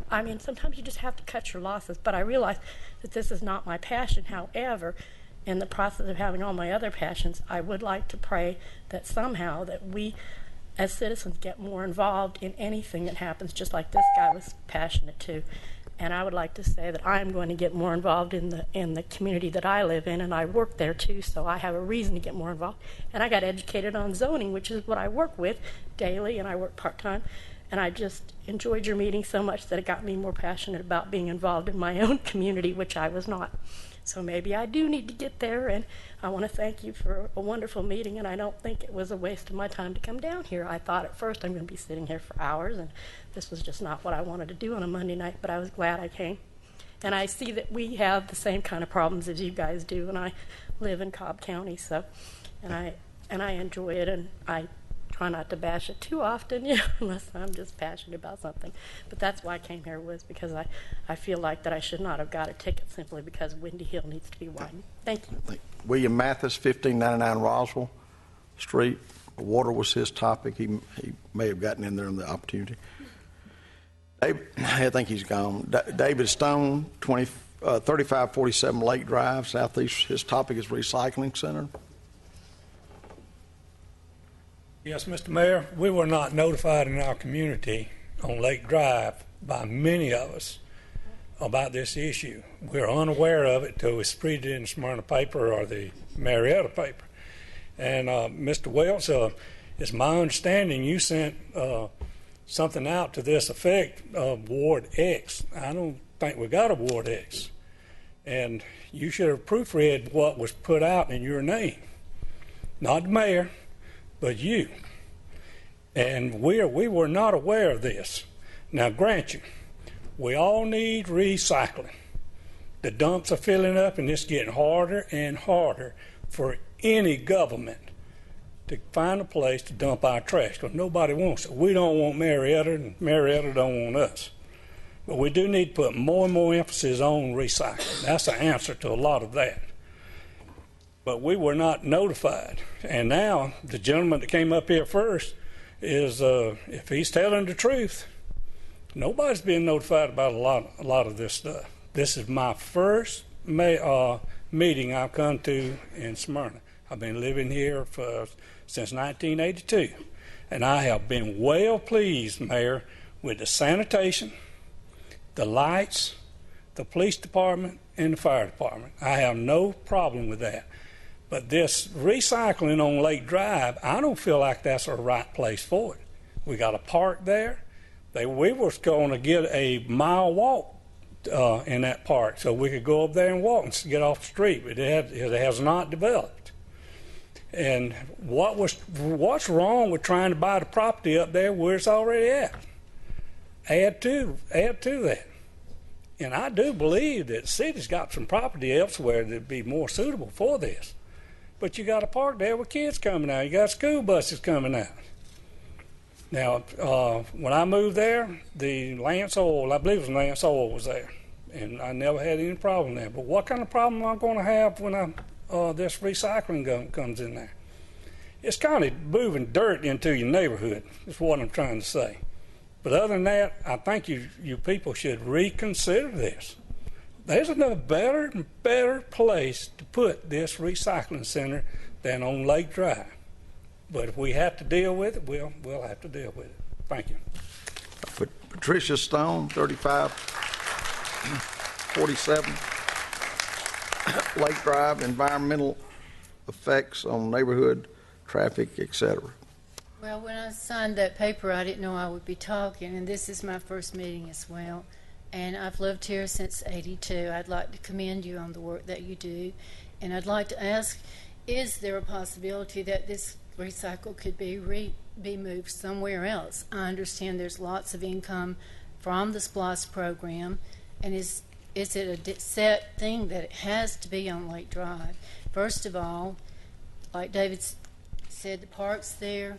There's a real hazardous exit on Lake Drive back onto South Cobb Drive. I was coming down South Cobb Drive there one day. I saw a truck turned up. It was a big truck, not a small truck. It was upside down, and that's a very dangerous exit right in front of Trust Company Bank there. This would not be a good environment for the children living on Lake Court. There are two homes with young families that have children right behind this recycle. We've had a problem with rodents in our neighborhood, and this is before any recycles put there. We do not need any more rodents. And I realize that you give away rat poison. That's been a big help. But I personally do not like to kill rats. I don't like digging them out from under my house. I don't like the extra traffic. I live in the S-curve. There's enough traffic there already. And I raised 3 children in that S-curve. It's extremely nerve-wracking to have extra traffic on your street. There are children at the foot of that hill. There's 3 little children live right there in that S-curve. And that would not be good for their parents to have to worry about their children. So my question is there another place this can be put? Have you definitely decided this? Is it set in writing? Is it the end word that that's where it's going? And what are our options? What can we do to change it? The citizen's comment is not a question and answer period. Okay, Make comments. I was under the impression that the whole meeting was about the recycle. That was why I signed up. Oh. So what avenue would we have? Where do we go from here? What can we do to change this problem? I think there's a couple misconceptions. Again, this isn't question answer, but when there's something when there is a major misconception, like for example, rat poison and rodents, trash is not collected at the recycling center. No, but recycle creates that, especially if it's not cleaned out, like Coke cans, things like that. If they're not washed, if you have bottles that haven't been washed, left mayonnaise drawers, you're going to have rodents. But everything except it has to be cleaned. It's a very clean place. I mean, if you've been there bringing recycling, you're not going to see I have been there, rodents. And I've taken things when it was too full. I know we need a larger facility. The size is approximately the same. It's not that much bigger, And the way it's going to look on the top of my street, I don't like it. So can you at least put some type of blockage from the road, so landscaping, so that we don't see this? Yeah, have you looked at the plans? There's ample landscaping. These are covered bins. They're hidden from the road.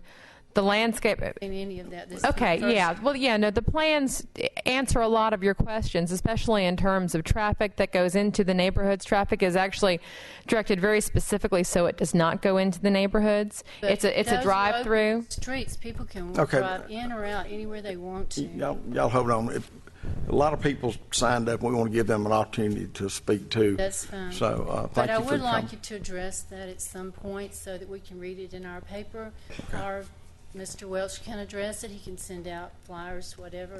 But we need to find out if we could do something to change it. Okay, thank you. Angela Marie Ellis, 821 Lake Court, Recycling Centers, her comments.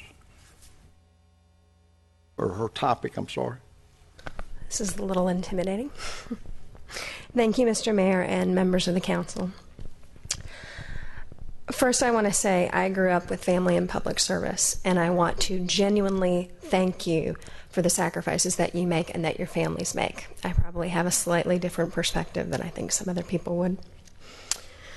I know what you do isn't easy, but I also know that in his 12 years of public service in Crown Point, Indiana, my father had to make some very unpopular decisions. And when asked about them, he always gave straight answers. And he always listened to another person's concern. He never told people that their concerns were invalid, didn't exist, or were a result of fallacious reasoning. He addressed those concerns and he looked for solutions. In speaking with my father, with Nancy Hudson, who is a friend I work with, who's on the City Council of Powder Springs, and my dear sweet friend, Mr. Burnett, who is on the City Council of Dunedin, Florida. Every single one of them laughed and asked if I was joking when I started talking about the location of this recycling center.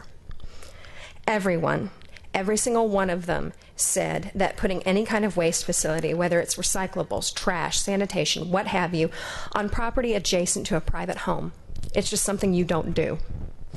Furthermore, if it's something you actually did decide to do, then there would always be some notice. In Dunedin, Florida, there's actually a knock on your door from your councilman, and it's either 60 or 90 days. I'll have to check with him.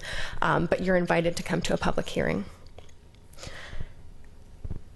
This week, my husband was actually a recipient of an email blast from the city of Roswell, which announced a zoning change and invited the residents to come in and discuss it. But that's not how we apparently do business in Smyrna. Mr. Welch Wednesday night told a crowd of about 50 residents that I just didn't think anybody would be opposed.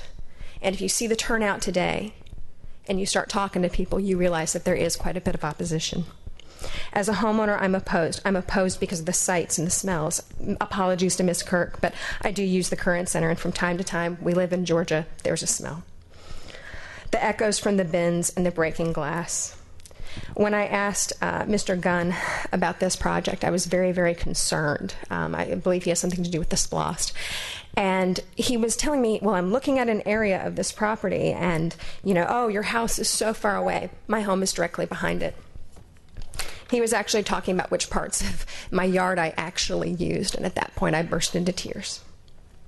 And as a mom, I'm opposed to the location's proximity to a playground and a dog park because the whole city uses these facilities. And I don't want my child playing within the sights of 8 different signs, such as the current facility has, that no dumping, no, no, no. This whole thing just makes me cringe. The location isn't a good idea because the neighborhood isn't equipped to handle it. The traffic issues that we have that are existing are only going to be exacerbated by putting this recycling center there. We asked for speed bumps a couple years ago to no avail. And fortunately, Ms. Wilkinson, we were very thankful, agreed to come and take a walk with my neighbor and I so she could look at some of these traffic issues.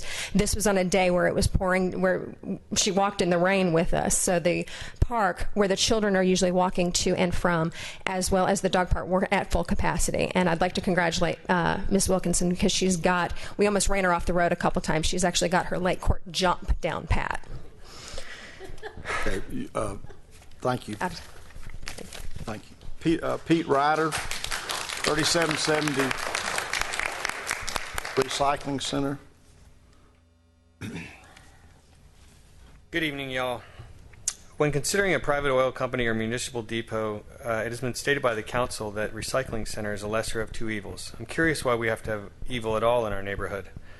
There are other industrial sites in Smyrna that wouldn't affect residents nearly as adversely. Because there wasn't notice posted or otherwise, we the residents were unable to voice our concerns to our own councilman. On Wednesday, Corky said that he had no idea there would be this much pushback. Well, there is. So my question is, I guess it's not a question and answer, which I just learned, but please explain how we get this site reconsidered. I know that there are other more industrial sites for this that would be more appropriate for it. Thanks. Thank you.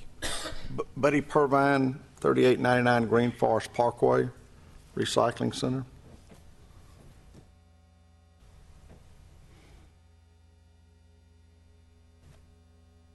Hello, Mayor and Council. How are you this evening? My name is Buddy Purvine. I've resided at 3899 Green Forest Parkway since 1974. We have a lot of traffic. I have 3 stop signs in my little area there, and people still don't stop. We have a lot of traffic. I've been a realtor for over 20 years and know that the homeowners in this neighborhood have been negatively impacted by the last 6 or 7 years. Foreclosures and short sales have brought down their values. Putting this facility in the neighborhood, which is currently futurely zoned for residential and light shopping, will only bring down the value of their homes more. The city currently has a children's park and a dog park, which are being used daily. Putting this recycling facility across the street from this children's park, I understand that the facility will be manned by persons serving out their community service terms for violations of law such as sex offenders, etc. That will be very detrimental to our neighborhood. The facility will also create more traffic, noise, smell, and what have you.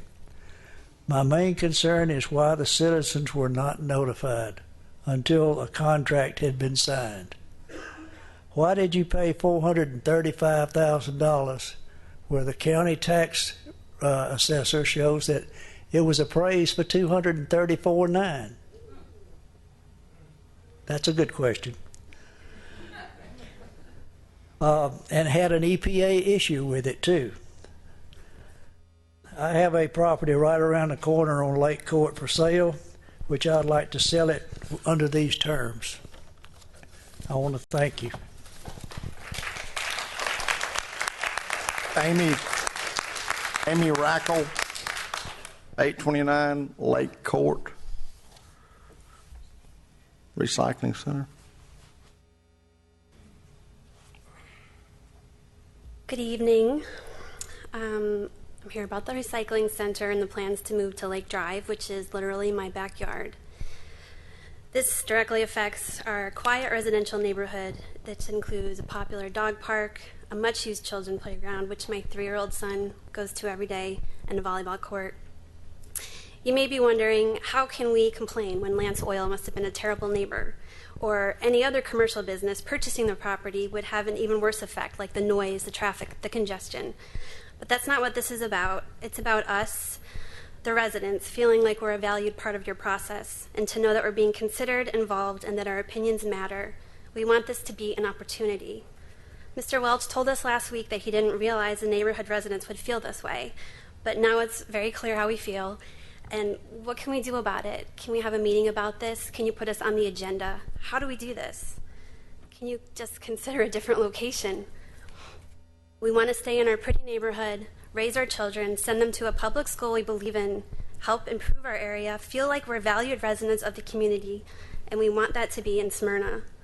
What's happening right now doesn't make me feel that way, and I know I speak for many of the people who attended last week's meeting. Thanks. Trent Rackle,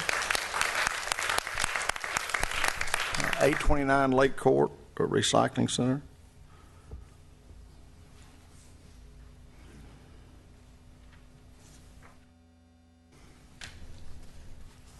Hello, everybody.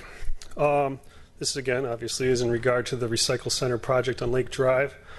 The bottom line really is that we want a neighborhood that we're proud of. We appreciate that our city seeks recycling improvement, but there are clearly alternative sites and solutions available that do not have to negatively impact the people of our community.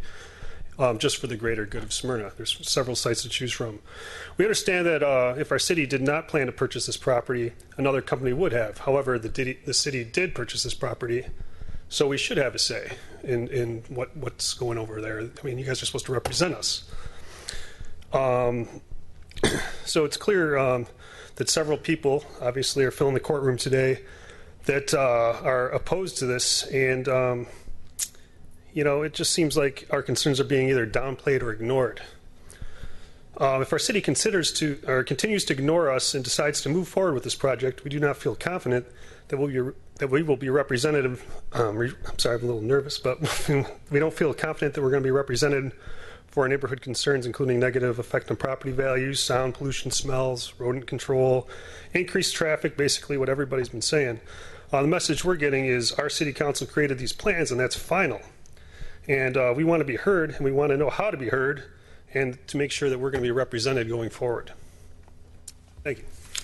David Chanterbury, 3518 Recycle Center. Is this top?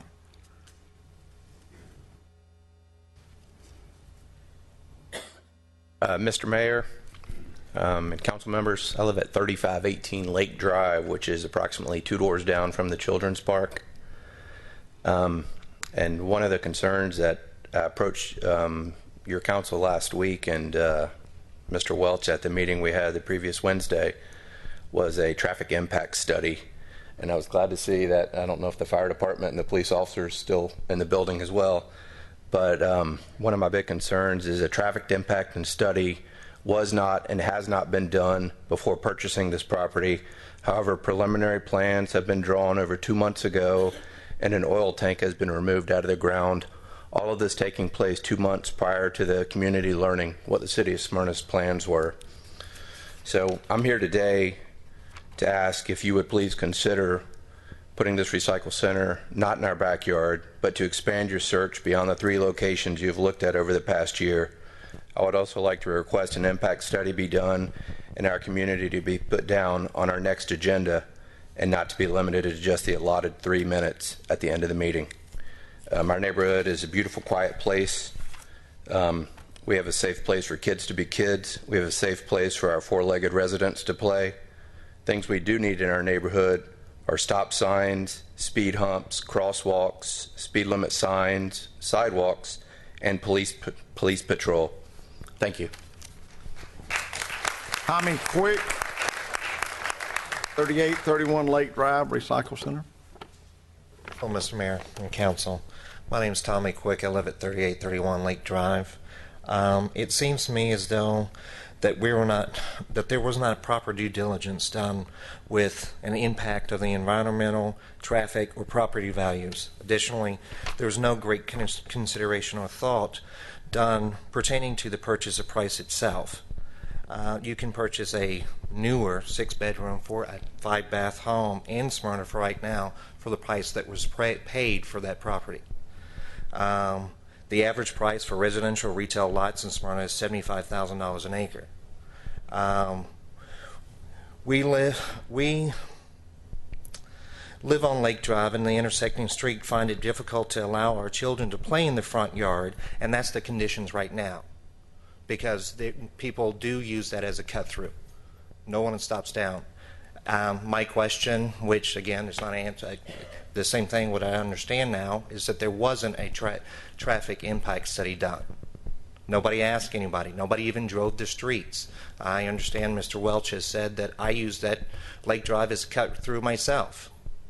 So what we're just adding to is additional risk for our children.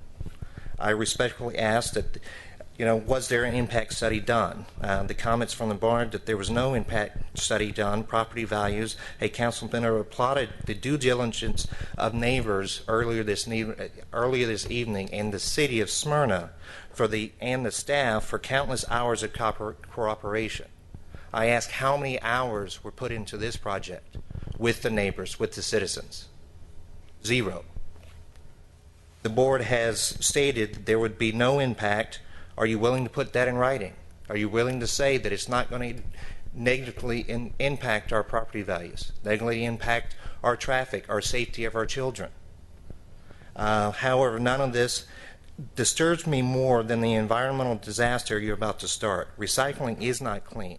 Ask any other city, drive to the one in Austell. Take a look at it. Have you ever smelled wet newspaper that sits?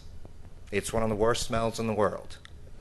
It's the potential, and also the potential EPA standard, leaking oil, buried containers. I've spent many years in the marine industry. I know what it takes to clean soil, just to even disturb it. That's why most people just turn away from it. I apologize for my tone. My wife and I moved here from Grand Park, specifically Lake Drive, because of Kingsbury's Elementary, the quiet streets, the long-term residents, and the increasing values. Myself and my neighbors have spent tens of thousands of dollars of renovations and improvements, all for naught. Mr. Mayor, the invocation prayer asks the good Lord for wisdom and grace. I would ask that of you. Thank you. James Ortinago, 843 Lake Drive, Smyrna Recycling Center. Don't know if I pronounced your last name right. Kind of close. James Ontinko. Good evening, Mayor. Good evening, Council. Before I run into my spiel here, I think it's evident that I'm a first-time shower. Won't be a last time. Obviously, this has touched a lot of people's hearts. It means a great deal for all of us. So I want to start off, Mr. Welch, I do appreciate it. I didn't mean to leave without saying thank you for coming to our meeting on Wednesday. I greatly appreciate that. Unfortunately, after the meeting, I left with more concerns than any relief with the Recycle Center. Just to bullet point it, it's been said many times, I feel there's a breakdown of communication. I work with process every day. There's many ways we can work on that, and it'd be an easy way to fix it, but obviously there's a breakdown of communication with the public. The traffic by my house. Mr. Welch, you even said, of course, you'd be passing through. I've seen our mayor come through as well, not for the recycling center, but I can only imagine that would increase. Bennett Woods would come through. It's just it's human nature. I live at that intersection. I invite anyone to come have lunch with me on my deck, and you can play the game we play with my friends, stop, run, or roll, because that's what occurs now. No one stops. If you go with stop, you're going to lose. I only expect this to be worse with the increase of traffic. There will be increase of traffic. The depreciation of our homes and the increased vermin smell. This is trash. You're supposed to clean it. We're human. It's not always cleaned. I've gone to the site where it currently is. You can go there on a good August day, not anytime recently, and you'll smell it. It's just given, all right? It's going to occur. It's going to affect the people located around here. The proximity of the current location to homes, again, anyone can go there.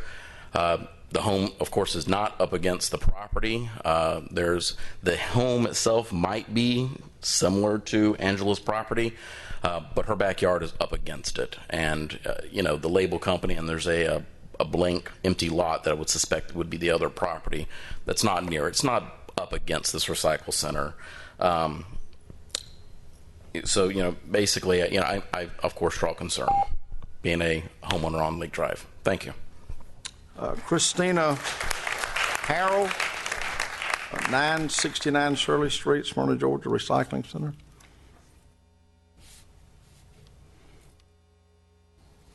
Good evening, Mayor and Council members. I moved from Atlanta to Smyrna because of three main reasons, and this neighborhood in particular. It's a great neighborhood. People know each other. We walk our dogs. We utilize a community park that we walk to. Albeit we got to jump. We do actually do that Lake Drive jump, and but we love it. King Springs Elementary School is in our neighborhood, and it draws people to our neighborhood. And so you can imagine my concern when I get a call from a neighbor on Lake Drive, just one street over, that tells me they're putting in a recycling center. I practiced environmental law for years. I love recycling centers. I think they're a great idea. I utilize the one here. I don't understand, one, why we need a new recycling center. When we asked, Councilmember Welch why, he can only tell us at this public meeting 2 reasons. We need ingress and egress, and we need space for county workers, or for city workers, I'm sorry. That was the only 2 reasons that were articulated. And you're telling residents who believe that their property value is going to go down, that there's going to be increased traffic, noise, rodents, who've had 0 input in this process, that we need to go ahead and accept this into our community for these 2 very simple reasons. Now, I want to address something because I've been sitting in the back and I've watched council members' reactions about what might be seen as a misconception by the neighborhood. But that's not our fault. Nobody has informed us at all about this process. I went on and looked up the 2011 SPLOST information.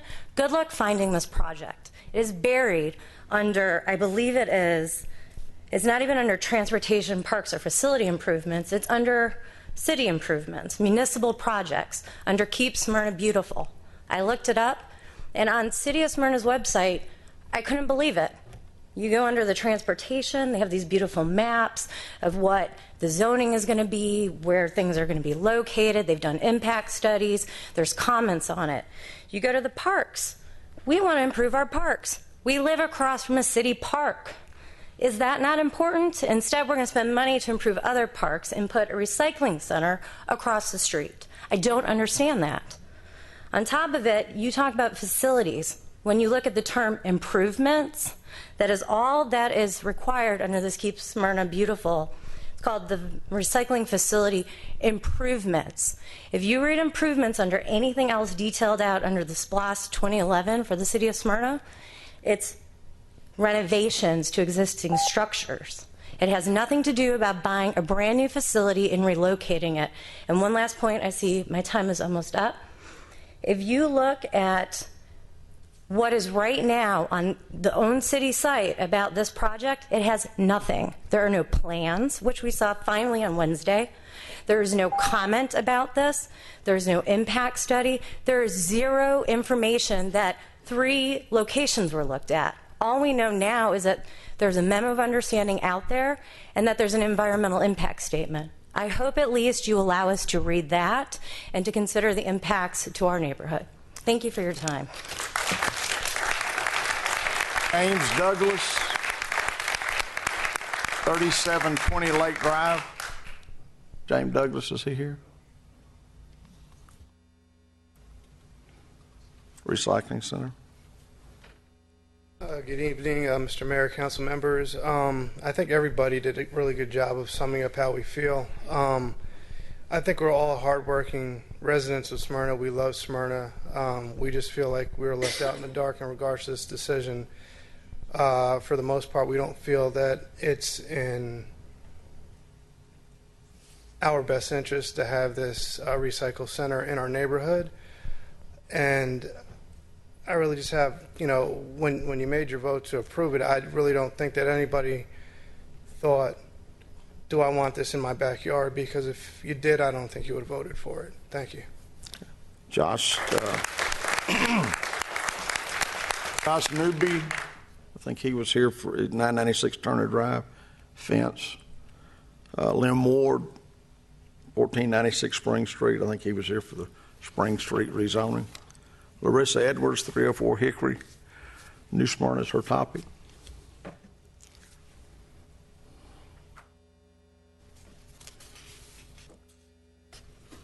I know you guys just love seeing me.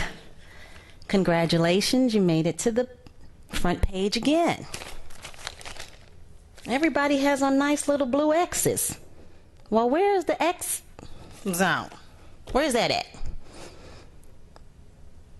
You guys please answer me. I don't have that much time. Mr. Mayor, in August, I think you recall I asked you to voluntarily step down. I do think it's time.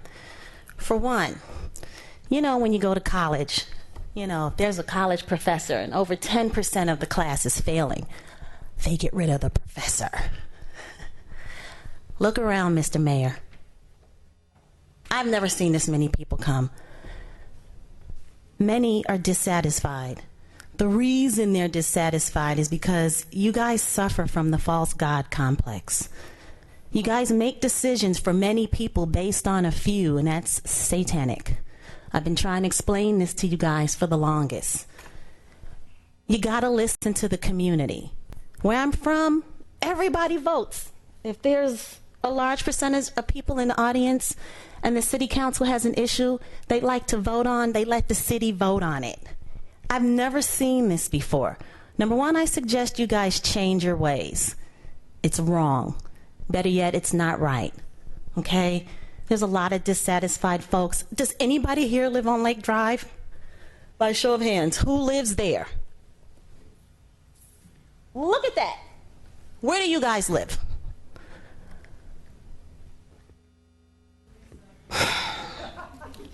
And this is just the recycling issue. We haven't talked about all the other purchases of the properties that you guys made because you guys, you know, you're the boss of everybody. Does anybody have anything to say? My suggestion, I'm so happy to see everybody out here because it takes a lot of people to kind of get dissatisfied to make a difference. The city should be voting on their money and what we do. We shouldn't have to suffer from raised bills every 5 minutes, 20% in 1 year, because you guys want to play like you guys are God, and you're not. You're city servants. You shouldn't even be getting a salary. So let's face it, there's some significant changes that need to be made, and I'd like to see them soon while you consider voluntarily stepping down. Peacemaker for president. Al-Safar, I think he was here for the alcohol license request. Mayor Kirklandall, last speaker.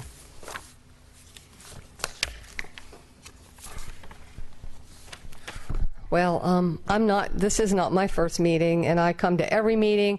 I've been sitting in the committee of the whole work session meetings, and I know exactly how you guys feel about your citizens.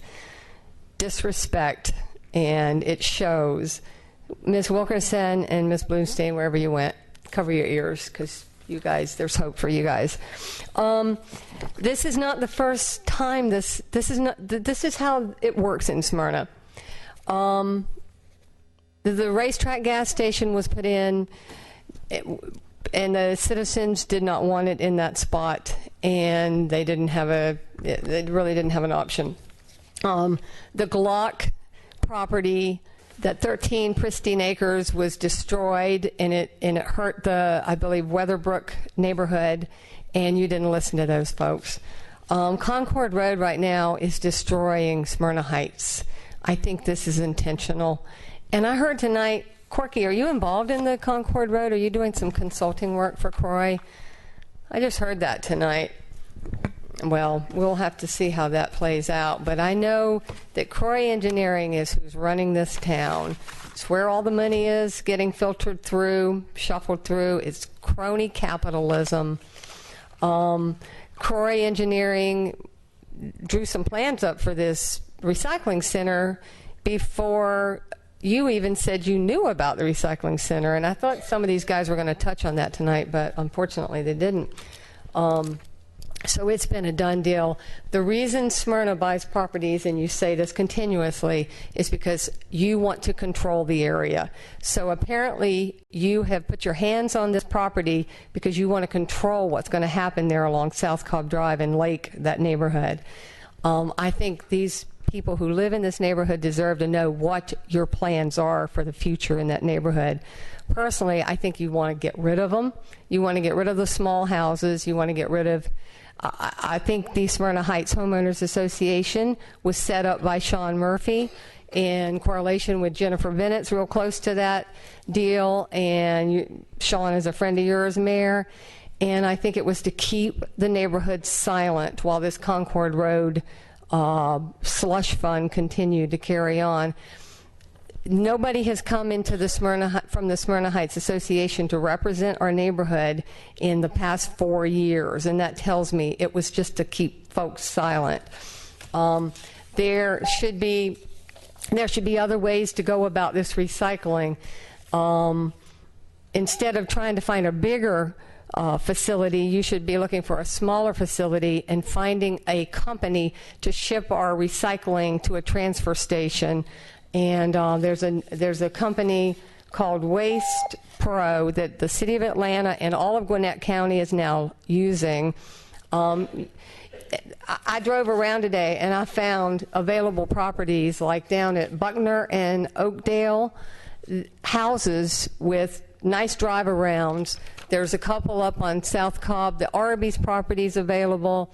There are properties available that will not just be right up against neighborhoods, and I think it's only fair to sit back, start over, talk to the neighborhood, let Smyrna get involved where we want our recycling facility. It's not up to you guys. You guys need to listen to the citizens.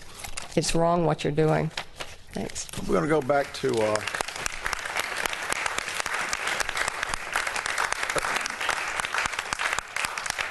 that concludes the citizens input portion of that. I don't want to debate and to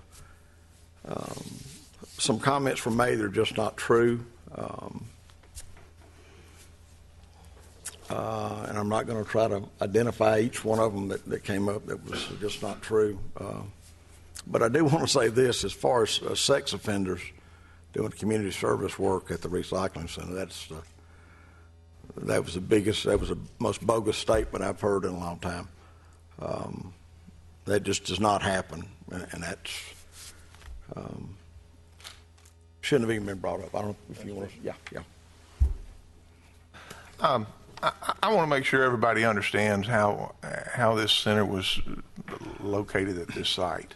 And sometime earlier in the year, March, April, May, Croy Engineering presented the council with a couple of sites on the very far north end of the city. And we looked at the sites, and from the very first time I looked at them, I felt like they were way too far north in the city to serve the people way down in Ward 7, and I just didn't feel like that they would benefit to most of the city. I remembered at that point a report from Andrea Hall, one of the people that was works for the city, that went around to different businesses and interviewed them regarding their whether or not they were doing well or not doing well in the city, and they had reported that they were consolidating their businesses from Cartersville and Smyrna into Kennesaw. And I suggested to Croy that they go look at this site, and it was the Lance Oil Group. Croy reported back to us that the site was available. We instructed them to further investigate what environmental impacts were there, and what the asking price was on the property and so forth. They investigated, worked with Ann Kirk at Keep Smyrna Beautiful to develop a conceptual plan, and came back to us and presented that plan to us. We then approved it, but let me make sure everybody understands there was no conspiracy here to approve it without anybody knowing in the neighborhood or anything else. But I'll admit, at some point during this, I should have had a public meeting out there on site, and for that, I'm gonna claim responsibility for it. But we have to be very careful. Hold on. We didn't interrupt. We didn't interrupt you folks when y'all were speaking. So we have to be very careful as a municipality in purchasing property, and when it becomes public, and that's part of the issue there. Maybe it's inexperience, whatever the reason is. I didn't do it, and I'll take the hit for that. It's my fault. Finally, I want everybody to know that that this, to me, sitting right here, is still a good site. I support it. I told you that at the meeting we had last week, and I haven't changed that support for this site. I do want to work with this community in various issues. We talked about the traffic issues through there the other night. Someone brought up stop signs at the three-way intersection down there. Somebody else brought up the traffic impact study. And I don't have any issues with that. I've already spoke with our city engineer about both those issues. I've discussed it with the mayor and several council people regarding landscaping of the site. And that, if it moves forward, we'll hire a professional landscaper to go in and do whatever is necessary to make it a site that is neighborhood friendly. And I just believe that we as a city can be a good neighbor to the neighborhood, and everybody, understand that we can be a good neighbor. I hope everybody understands that. And I put something on a web page the other day asking anybody if they have any questions about it to send me an email, call me. I'll be happy to answer those. But I do believe that we can be a good neighbor to the community. And with that, Mr. Mayor, I yield. Okay, that concludes the citizens' input portion of the agenda. We have one last issue, which is the appeal of the denial application for alcohol service permit. Donna Harrison is the server. Ms. Harrison is here. Russ, I don't know what Russ is doing. Huh? Yeah. So, yes, staff is dismissed if you'd like to go. Y'all can, we've already done y'all's report, so staff can go. So, I guess, Rusty, you were planning on leaving anyway. I guess you were getting your stuff and leaving. Mr. Taylor, the background, please. Mr. Mayor, our city ordinance requires anybody who is going to be serving alcohol, they have to have a photo permit that is good for 2 years, and they have to obtain said permit through our Smyrna Police Department. There are a number of qualifications that have to be met in order for this permit to be given, and if these provisions are not in compliance, then the police department is required to deny the permit. And that is indeed the case we have here. Ms. Harrison, I won't go into her specific issues, but there were legal reasons that prevented the police department from giving the license at that time, the permit at that time. She appealed that decision up to our License and Variance Board on August the 14th, and that hearing was, the decision was to deny the permit, to uphold the decision of the police department. Section F of Section 6-51 of our alcohol permit gives council the right to, or gives anybody who has been denied a permit under this provision the right to appeal it to the city council, which may in its discretion approve the issuance of the photo permit. That's where we're at for now. We need to hold a hearing and let you guys determine which way to remedy this. Mr. Cochran, what do we need to do to make sure that? That's it. Just hold a hearing. I'll swear Ms. Harrison in, and then you guys can ask any questions. You can present anything you want them to consider. Yeah. It's kind of informal. Whatever you want them to consider, you tell them that. Does she need to be sworn in? Or yeah. Okay. Yeah. So, okay. All right. Right.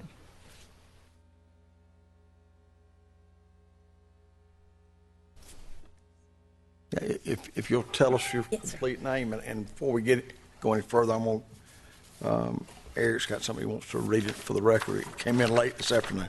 Yeah, Mr. Mayor, we received a letter written by Bobby Martin, who is the owner of Howard's Restaurant, where Ms. Harrison is currently employed. The letter reads, it's dated August 19th, 2013, and reads, Dear Mayor and Council, I am writing to ask for your consideration in reinstating the beverage serving license for Donna Harrison. Ms. Harrison has been an employee of Howard's for 5 years, during which time she has proven to be one of our best servers. Her professional manner in which she does her job is excellent. There has never been a problem of any kind relating to alcoholic beverages, either by serving or consumption. In fact, I was very surprised to hear her license had been denied. Ms. Harrison depends on her job for her livelihood, and we depend on her for giving our customers the very best service. As a server and not a bartender, Mrs. Harrison's serving of alcoholic beverages is minimal. I trust Mrs. Harrison as an employee not to jeopardize my beverage license, and hope you two would trust her by reinstating her service license. Sincerely, Bobby Martin, owner of Howard's Restaurant. Here, Ms. Graham. There's a letter, and there's the other stuff. Okay. Scott? All right, so I guess and these are always uncomfortable, just kind of relax. But I guess the best thing to do is to just make your case out to the mayor and council why you think that you should be given this permit. Understand the issue is that you've been disqualified legally, and so they've got the authority, though, to give you the license in their discretion. So you just basically make your case why they should do it. My name is Donna Harrison. I am a server at Howard's. My name is Donna Harrison. I am a server at Howard's. I made a mistake. I'm very sorry for it. I'm trying to get past what I've done. My job does depend on me having this license, this permit. I very much like where I work. I want to continue working there. I don't think I'll be able to if I don't have the permit. And that's really all I can say. If you have any questions, I'll answer them, but thank you.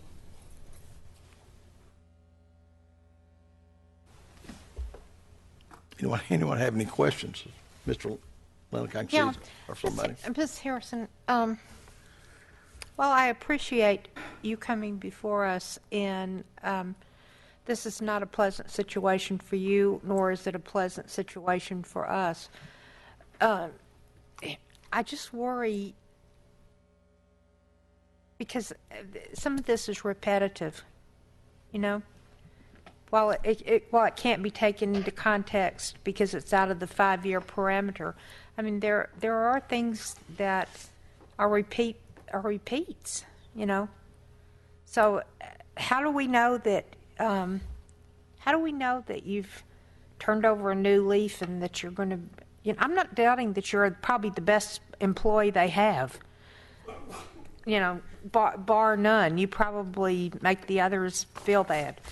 But how can we be assured that we're making the right decision?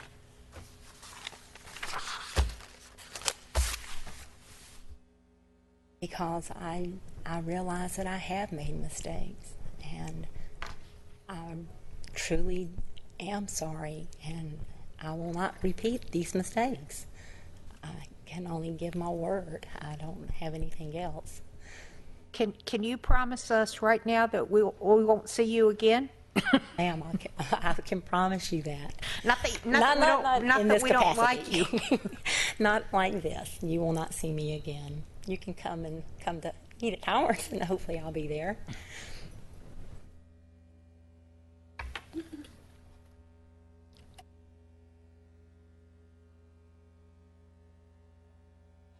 I can hear you.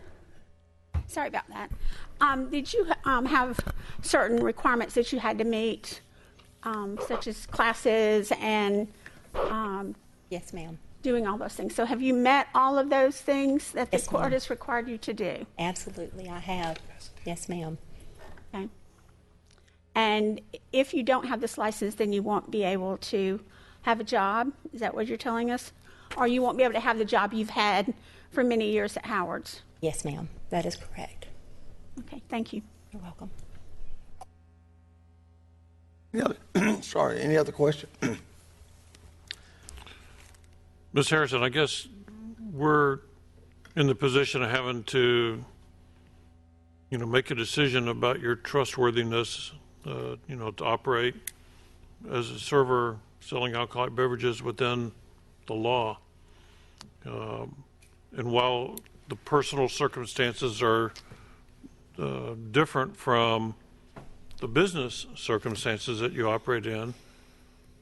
Yet there is a link with the alcoholic beverages. And I really would like to hear just a little bit more explanation from you as to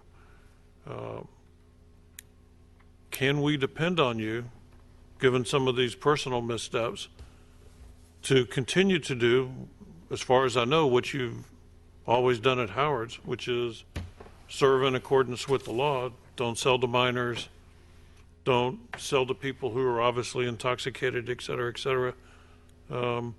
I need some reassurance, I guess, that the personal circumstances don't affect the business circumstances. No way have they ever, or would they? I mean, I did personal things that involved alcohol.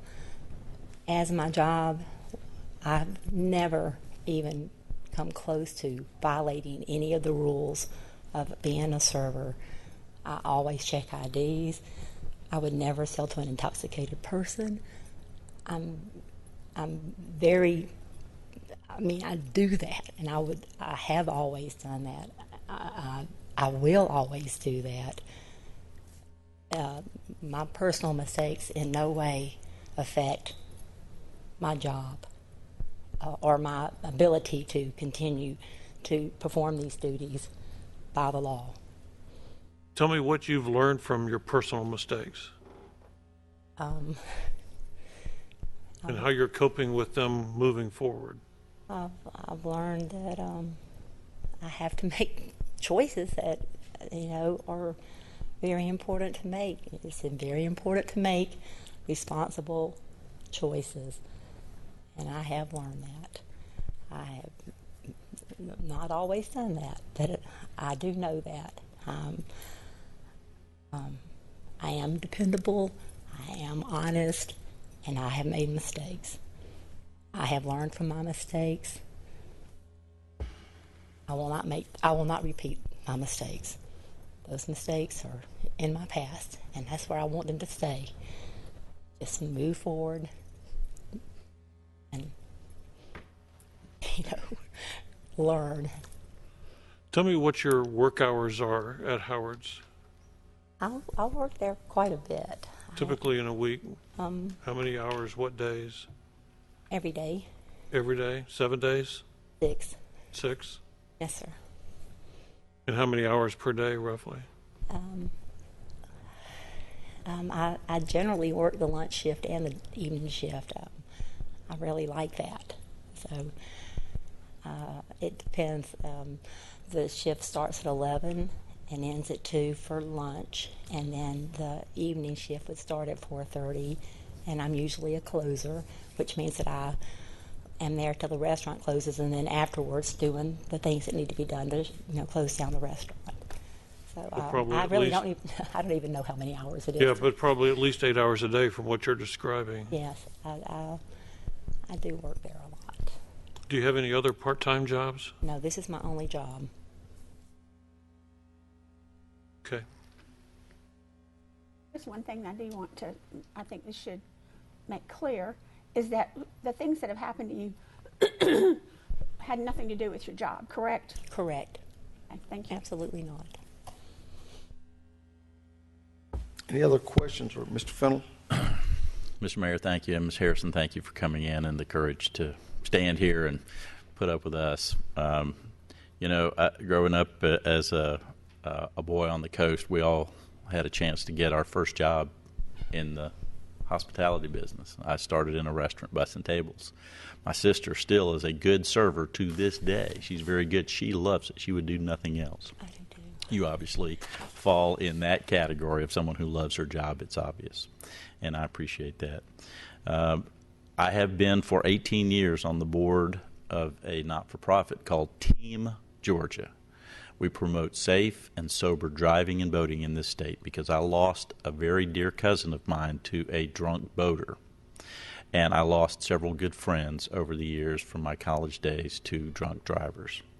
The number one issue that a local government asserts is public safety. Our job is to protect the public. We have our fine police and fire service officers, our emergency personnel, our jailers, our dispatchers, everybody, our rangers who protect us every day, and that's our number one mission. So our role as council is to sort of be the arbiter and try to protect, and we therefore have an ordinance in place and the state laws that are in place. And our mission is consistent to try to make sure that we maintain public safety first. I also grew up a Christian, and I know that there was only one perfect individual, and they nailed him to a cross. So we all make mistakes, and I appreciate your owning up to and looking at those mistakes as a historical, not a current or a future opportunity for you. It is very challenging for me, given the fact that alcohol is at issue and what I do with my not-for-profit work and my role as public safety chair. But I do believe you, and I do trust that you have learned some valuable lessons in your life, and I know that the work you do is important not just to you, but it's obviously important to Bobby at Howard's. If he had to do an 8-hour shift, he couldn't make it. I love Bobby, but you are doing the work. You ladies are doing the work to make it happen over there, and we appreciate that. And in normal circumstances, in a case like this, it would be my mission to vote no consistently. You give me pause to make me consider your request. So thank you for the courage to come here and be with us, and thank you for your courage to do what you do every day to help serve the public as well. Any other comments? Mr. Nulowich? I'm just going to urge you to please be safe and take care of yourself, and good luck going forward. Thank you. Ms. Bluestein? Okay, I'm going to ask this in the form of a question. Should we approve the application for an alcohol servers permit for Donna Harrison? Yes. So, can we, or I make a motion that we should. Okay. That's a motion. Do we have a second? Is there any other discussion? I think everybody deserves a second chance. And let's see what happens. All those in favor of the motion, please vote.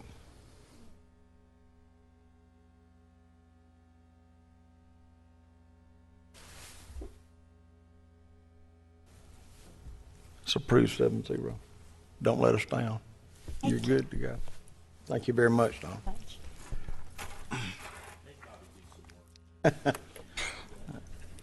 I agree with your statement. He's not done 8 hours work in a long time.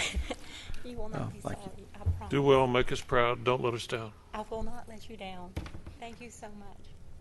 It is now 10:25. It's been a very interesting meeting. Is there any other business to be brought before this body? If not, I declare us adjourned at 10:25.